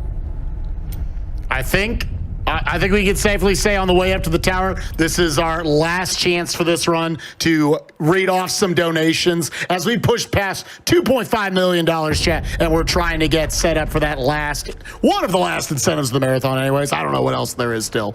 Let's get Deltarune in the marathon. Mr. Game Chat, give me some donations. I got you, man, and we got a train pulling in. I got Ali Zyke here with $5. Spike said to donate, so I donate. Let's start a $5 train in honor of that first try, Miss Noble. Let's go. Bulb sends in $5. The only thing I can do blindfolded is sleeping. Word. Word. Lance and Aaron Dessette send in $5. We are but simple folk. Spike says to donate $5. We donate $5. Thank you for such a great week. This Sekiro run is incredible. 3 mil hype. Catherine sends in $5. I do what Spike tells me to do. You have a commanding presence, my friend. You're welcome. JC sends in $5 per SpikeVegeta. Here is $5 for Miss Noble. Cheers. Confused Old Man sent in $500. I heard we're doing a $500 donation train. That's close enough. Yeah. Yeah, that's correct. I need to butt in real quick. I completely spaced this. He's actually killing 1 extra boss here. So he's going to do the double Guardian Ape fight, which sounds worse, but it's much, much easier. And this is totally optional, but it gets him a extra attack power and also gets him extra skill points, which allows him to get the double Ichimonji skill, which is very, very useful for the last fight. So this is just a quick detour. It only takes like a minute. These guys are super, super, super, super squishy, so he can just spam R1s and Mortal Draw, and they'll die before they can even do anything. Is he going to bother to take out the bride over here? Is he going to take out the second monkey, or is he mainly just going to focus here on the main ape? Yeah, so we just focus on this white ape here. That is like the true boss. In the second phase, a brown ape also shows up, but you don't actually have to kill that one at all. As soon as you kill this one, the fight is done. Yeah, so it just kind of has to bum rush it right here. Take it out. The second one's going to be dropping in very soon as it gets off its cry right here. But we're saying, no thank you, no thank you, no thank you. Get in those Mortal Blades. There's 2 setting up out of... Oh my gosh, already felt... That was so fast. That was so fast. Just time we need to take it out for good, though. The other ape was on screen for about 1.5 seconds. Yeah, you could see his arm flailing back there for a second. He almost did something. I was getting 2 more prayer beats there. Does that put him at a full 4-pack, or is it just for the strength upgrade and the skill points you were talking about? I believe it is just the strength and skill. Yeah, Okay, you see yeah, he only one has 3 short. prayer beads, so he still doesn't have enough for that upgrade.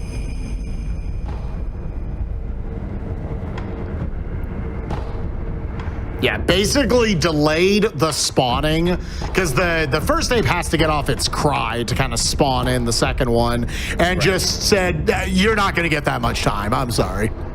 It's funny to think of them as squishy. That's great. For a lot of people, the first time you play this game, that is an absolute nightmare fight with having to deal with both of them in a tiny arena with them. I guess it's a big arena, but they're massive, so it comes off as tiny. Back in Ashina Castle, now making our way up to the final 2 boss fights. It's a boss rush, back to back, basically 3 phases he's gonna have to do in a row. Now, Mr. Gaming Shout, give me our last big chunk of donations before we finish off this blindfolded showcase of Sekiro Shadows Die Twice. Absolutely. Kitty Cat with $50. All aboard the Deltarune Determination Train. Choo-choo! A quick update on that. 293. It keeps moving. $1,000 out of the 500,000 that we need. We are almost to 300,000 out of 500,000. Please keep that coming. I've got a $6 donation here from Kitty Key. Here is my attempt at a blind $5 challenge. Go, Mitch. That was close. That was really close. Non-binary code sent in $5. Blindfolded train is best train. I can see it now. Oh wait, blindfolded train. Probably dangerous. Let's try another approach. That gap to 3 million is a menace. Get it out of here. I got to be in the call when he did it, chat. I'm so happy. Dude, I was so sad when you did it during Spider-Man at the beginning of the week. I was like, I don't think I'm on when he's on. I'm so sad. I got to be in the call. Let's go. I got you, brother. I got you. One more real quick. Oh, yeah. Hit me with another one. Toby Fox, one of the developers. Yeah, Toby Fox sent in $1,997. Here's 1997 Cromer so that we can see Spamton in Deltarune Chapter 2.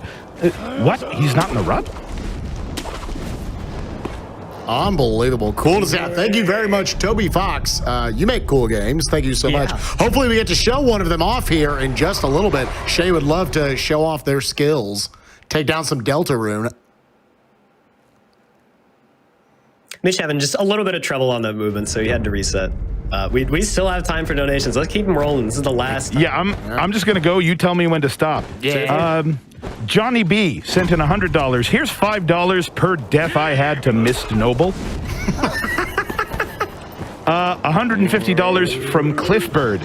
I enjoyed Sekiro, but never got past Genichiro with vision. Speedrunners are skilled, intelligent beings. Blindfolded speedrunners are otherworldly. Mitch is godly. Thanks to all the runners, commentators, hosts, staff, and everyone that makes GDQ possible. Ape with Screaming Centipede sent in $5. That's a name right there. Woo! Rent-free in my brain. Sent in $5. A haiku. Mitch is blindfolded. Sekiro is very hard. Just take my money. Oh boy, wait. I'm sorry, can you narrate my life with that voice? That voice was so good. I was like, oh my gosh, I feel like I just had a masseuse in my ear. Oh my god, that was so good. You gotta have the tonal spread, you know, it's all in that. Gottman sent in $1,000. This run is absolutely incredible. Go Mitriz. Also, let's meet that Deltarune incentive. It's flying. 298,000. We're so close to 300. Oh, keep it going. What else? I have Raph Comic sent in $25. I used to speedrun Sekiro, so I've been waiting till this run to donate. Watching Mitch destroy Sekiro blindfolded absolutely blows my mind, and I can't wait to see him destroy the final boss fights. And as always, woo! All right. The compressor on that soundboard is working for it today. Let me tell you. All right, he's almost there, so I'm gonna start explaining exactly how this fight's gonna go down. So this is the Shura ending. It's the bad boy ending. We, basically turn our back to Kuro, become a bad guy. So we have to fight our dear Lady Emma, and then we have to fight Old Man Ishin. And the way that's gonna work is, so for Emma, she has a kind of like predictable attack pattern, I guess you could say. This is a strat I came up with that Mitch refined. So we're going to bonk her on the head repeatedly. So basically, we're going to run up to her, we're going to double Ichimonji, and then Mitch is going to hold the block button, and it just kind of perfectly times so that it'll either deflect or block the next attack. And based on the sounds she makes, Mitch knows what attack she's going to do the right response, and then bonk her on the head again. And just repeat over and over until she's dead. If he doesn't mess up, it works every single time. And then for Ishin, we're going to abuse the heck out of that jumping mortal draw that I mentioned. And basically, just jump mortal draw, dodges attack, jump mortal draw, dodges attack for both phases. And hopefully he gets to the end here. It's like another setup here on the ×5 turnaround. Make sure he gets that consistent angle. As you come in. Yes. Thank God it's the top option, dude. Yeah. Could you imagine screwing it up right there? So here we go. There's the bonk, and then he's just going to block. And then bonk again before the attack goes off. Block. And then this attack, he can hear the grunt she does, so he knows to Mikiri, and then just bonk. And block the next attack, and then just repeat.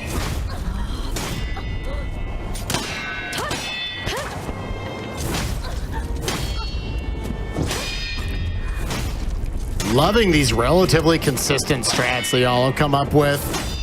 And still has to execute it every time. Yeah, it's definitely not free. You got to be paying really close attention to those sound cues to make sure you respond correctly to all of your different options. And then going straight into Ishin here, gonna use those Yashiriku buffs for extra damage, even though it halves our HP. And we're pretty much just hoping that he doesn't get stuck against a wall here. That's really the only danger, is if Ishin happens to move by a wall, our jumps will get a little out of line, and he might catch us with an attack. So we'll see what happens. Getting out of the way of that Ichimonji for himself. Already the first death blow setting up for right there. Setting up right there. One more health bar to go. Another Yashiriku sugar. Yep, and we see, okay, there's a second MD. He probably needs 2 more for finishing this off. It looks to be a pretty good position. It depends which way Ishin dodges here. He might get stuck on that wall. Oh, he squeezes by and he's gonna do it. That is it. The no damage. When's the time coming up? Time will be as soon as the game logo appears after it fades to black. So there's about 10 seconds. It was not. Oh my God. Amazing work by Mitch here. A flawless final boss fight. First try. That's super, super, super impressive. Unbelievable. All right, and time coming up. Right now, time. Unbelievable. Absolutely unbelievable. What was was that like just over 2 hours? Oh my God. Oh my God. Yeah, 2 hours, 35 seconds.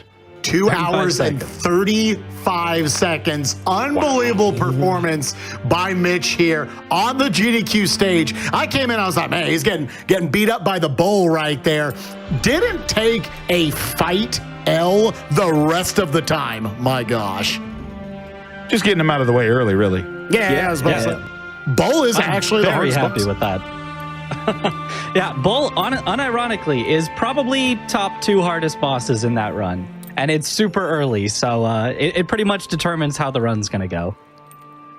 Mitch, I'm just going to do like an impromptu 1-question interview right here. How did you feel about the run? Honestly, I felt terrible about it at the beginning. Obviously, Bull went terrible. But then after that, I was like, man, this is starting to pick up. This is pretty good. And so, yeah, this was actually under 2 hours in-game time, which is the official timing. And I'm really happy with that. That's lower than what the world record was when I submitted this to GDQ. So very, very happy with that. Yeah, incredible job, buddy. Yeah, you can tell just how volatile that can be. The fact that you're about 45 minutes under estimate. We're calling up our Portal 2 runner like, you need to get in here, man. Get off dinner break. Get up here. I want to make sure, chat, also, I'm going to let you guys do shout-outs, but I just want to give a quick shout-outs to Aggie for doing this while super not feeling well, was going to be a trooper and commentate the entire 2+ hours of this by themselves. So you are a legend as well, my friend Aggie. Again, one of the other 2 people on the planet who has done this challenge. Yo, thank you so much, Spike, and I appreciate you helping bail me out here a little bit. Hopefully my cough didn't get too annoying. I think once you got in here, this is a great run. All right, awesome. So shout outs to the Sekiro speedrunning community.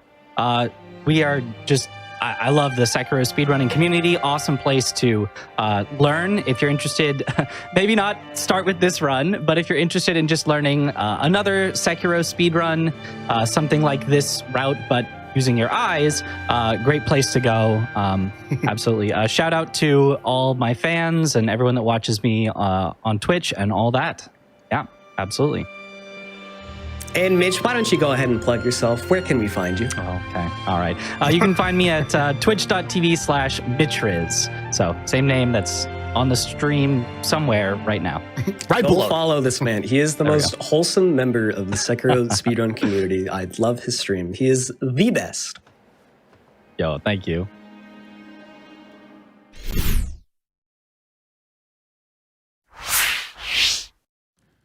And he's so humble about it. You know, oh yeah, and by the way, come follow me. Like he didn't just, one shot 2/3 of Sekiro blindfolded. I beg your pardon.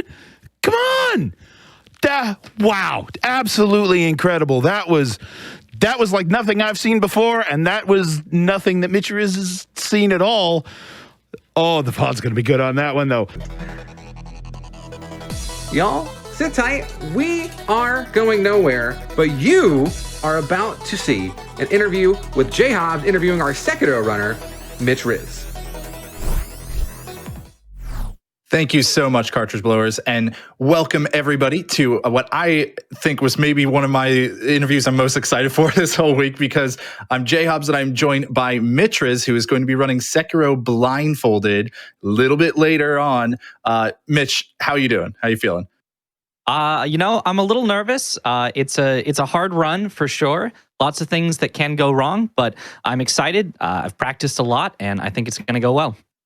Yeah, so I guess that's my first question really is, what possesses somebody to want to do this in a game that is so notoriously difficult? Seriously, why did you decide to start doing this? Pretty much it came down to, I don't know, once you've speed ran the same game for a long time, you want to look for other challenges, you want to look for other categories, and I wanted to do something that nobody had done before, right? Hitless, psh, someone's done that. No attack power upgrades with the demon bell and the no charm to make it harder. Somebody's done that, right? So I said, okay, what has nobody done? What do people think is impossible? There, it got to me. Blindfolded. I was like, I know this can be done. The bosses have been done blindfolded. I just got to put in that movement, make it all happen. So I pretty much, I just wanted to find a new challenge to push myself forward with the game. Well, that's incredible. Now, you just mentioned there, the bosses were kind of done blindfolded before the actual, an entire run together and stringing all the movement. Tell me what kind of the day one learning was like when you were trying to route this out and figure out, how am I going to do this thing without being able to see my screen at all? Yeah, so it's pretty much just trial and error over and over and over again for hours on end to get like 10 seconds of movement. So it's a very slow process of just, okay, what if I do 1 dash and then I turn? No, that's not far enough. What if I do 2 dashes? That's too far. What if I try to, do a dash and a slash? Or what if I try to turn first and then? And so it really is just a painful process of try everything till something works, then do it 20 more times to make sure it'll work every time that you do it. Right. And I have to imagine a lot of that is even being done, like not blindfolded, right? Like it seems counterintuitive, but obviously when you're making up these strategies initially, you're looking at the screen and making sure it's all going to work right. Yeah. Yeah, absolutely. You only put the blindfold on once you have a strategy that you are like, I'm pretty sure this one works. Now I'm going to check it with the blindfold. But yeah, most of the routing is just sighted, so you can see what's going on and you can come up with new ideas for what can I try. Now, you were kind of, as you were describing the movement there, you were counting things in number of dashes, in number of slashes, and things like that. 3D games aren't very often done blindfolded because the camera is involved, and it's hard to kind of move around these big open 3-dimensional environments.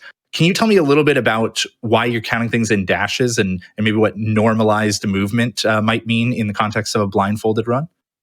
Yeah, so normalized movement is any movement where if I do the same things, I will always get the same result. Now, you might think, well, you should always get the same result if you do the same thing.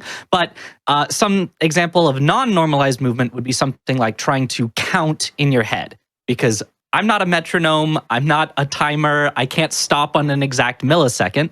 But something like a dash is always going to go the same distance. So if I count out 5 dashes, that's exactly a certain distance.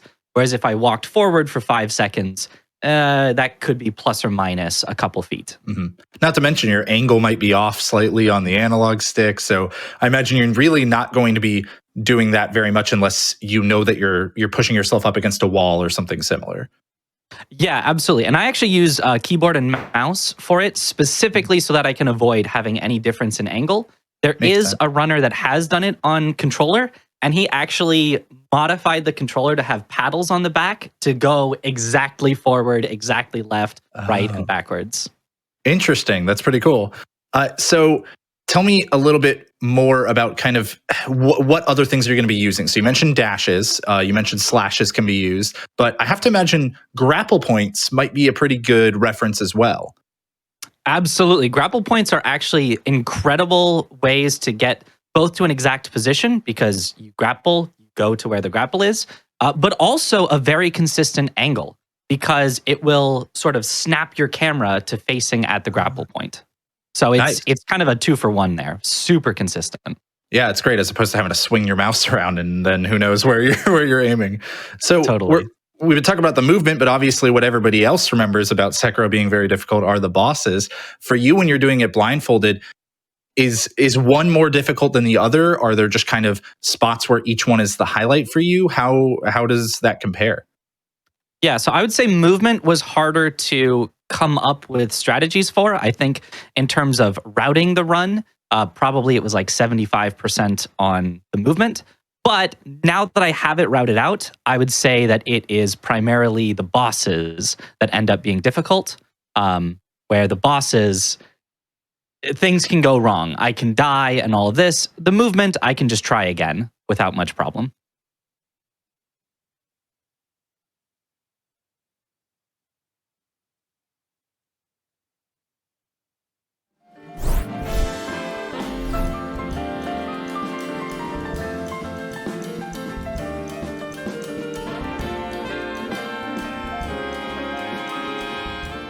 I don't know what happened. I think I had an internet blip right there. JHobz back with you guys, everyone. Mitch, so yeah, no, I 100% agree with everything you've been saying. I've been loving the run of this interview so far. So I want to ask you, so you did just talk about the skips and everything. Obviously, let's talk a little bit about a category that maybe potentially you could do in the future. It doesn't have as many skips going on in it. Do you see yourself eventually pursuing other categories, all bosses, different endings, collecting other things? What are you thinking? I could see that happening in the future. I don't see that happening necessarily too soon, because that's more than double the work of what I've already done. Especially, there's a few points in the run, especially where you would have to swim, that are just really hard to normalize. Yes. Because the swimming, the camera doesn't stay. It's now in 3D space instead of 2D. It's a nightmare. Yeah, I'm just imagining day one of you saying, okay, let's figure out just how, it's not about any of the bosses. We could take out any of them easily in Sekiro. It's how do I get this underwater chest with a bead in it? There's no way possible. Awesome stuff to hear, Mitch. Do you see yourself working on any other games, potentially blindfolded in the future? What is the future, you think, just in general, for challenge runs for you? I could definitely see myself doing other Dark Souls or Souls-like games blindfolded.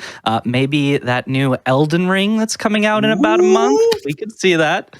I'd like to, but apparently it's a huge game, so we'll see if that's even reasonable. But I would love to do that in the future if it's possible. Absolutely. Well, Mitch, I am looking forward to all of your future endeavors here in speedrunning and challenge runs. And I am big looking forward. As I said at the beginning of this interview, I am JHobz, and I am excited to watch Sekiro Shadows Die Twice get through the entire thing blindfolded by Mitch. It's going to be hype, everyone. You're going to want to put this up on the fridge and remember it forever. Everyone have a good day. Enjoy more AGDQ 2022. We're kicking it back up to the front for some Fallen Blocks. Let's do some Tetris.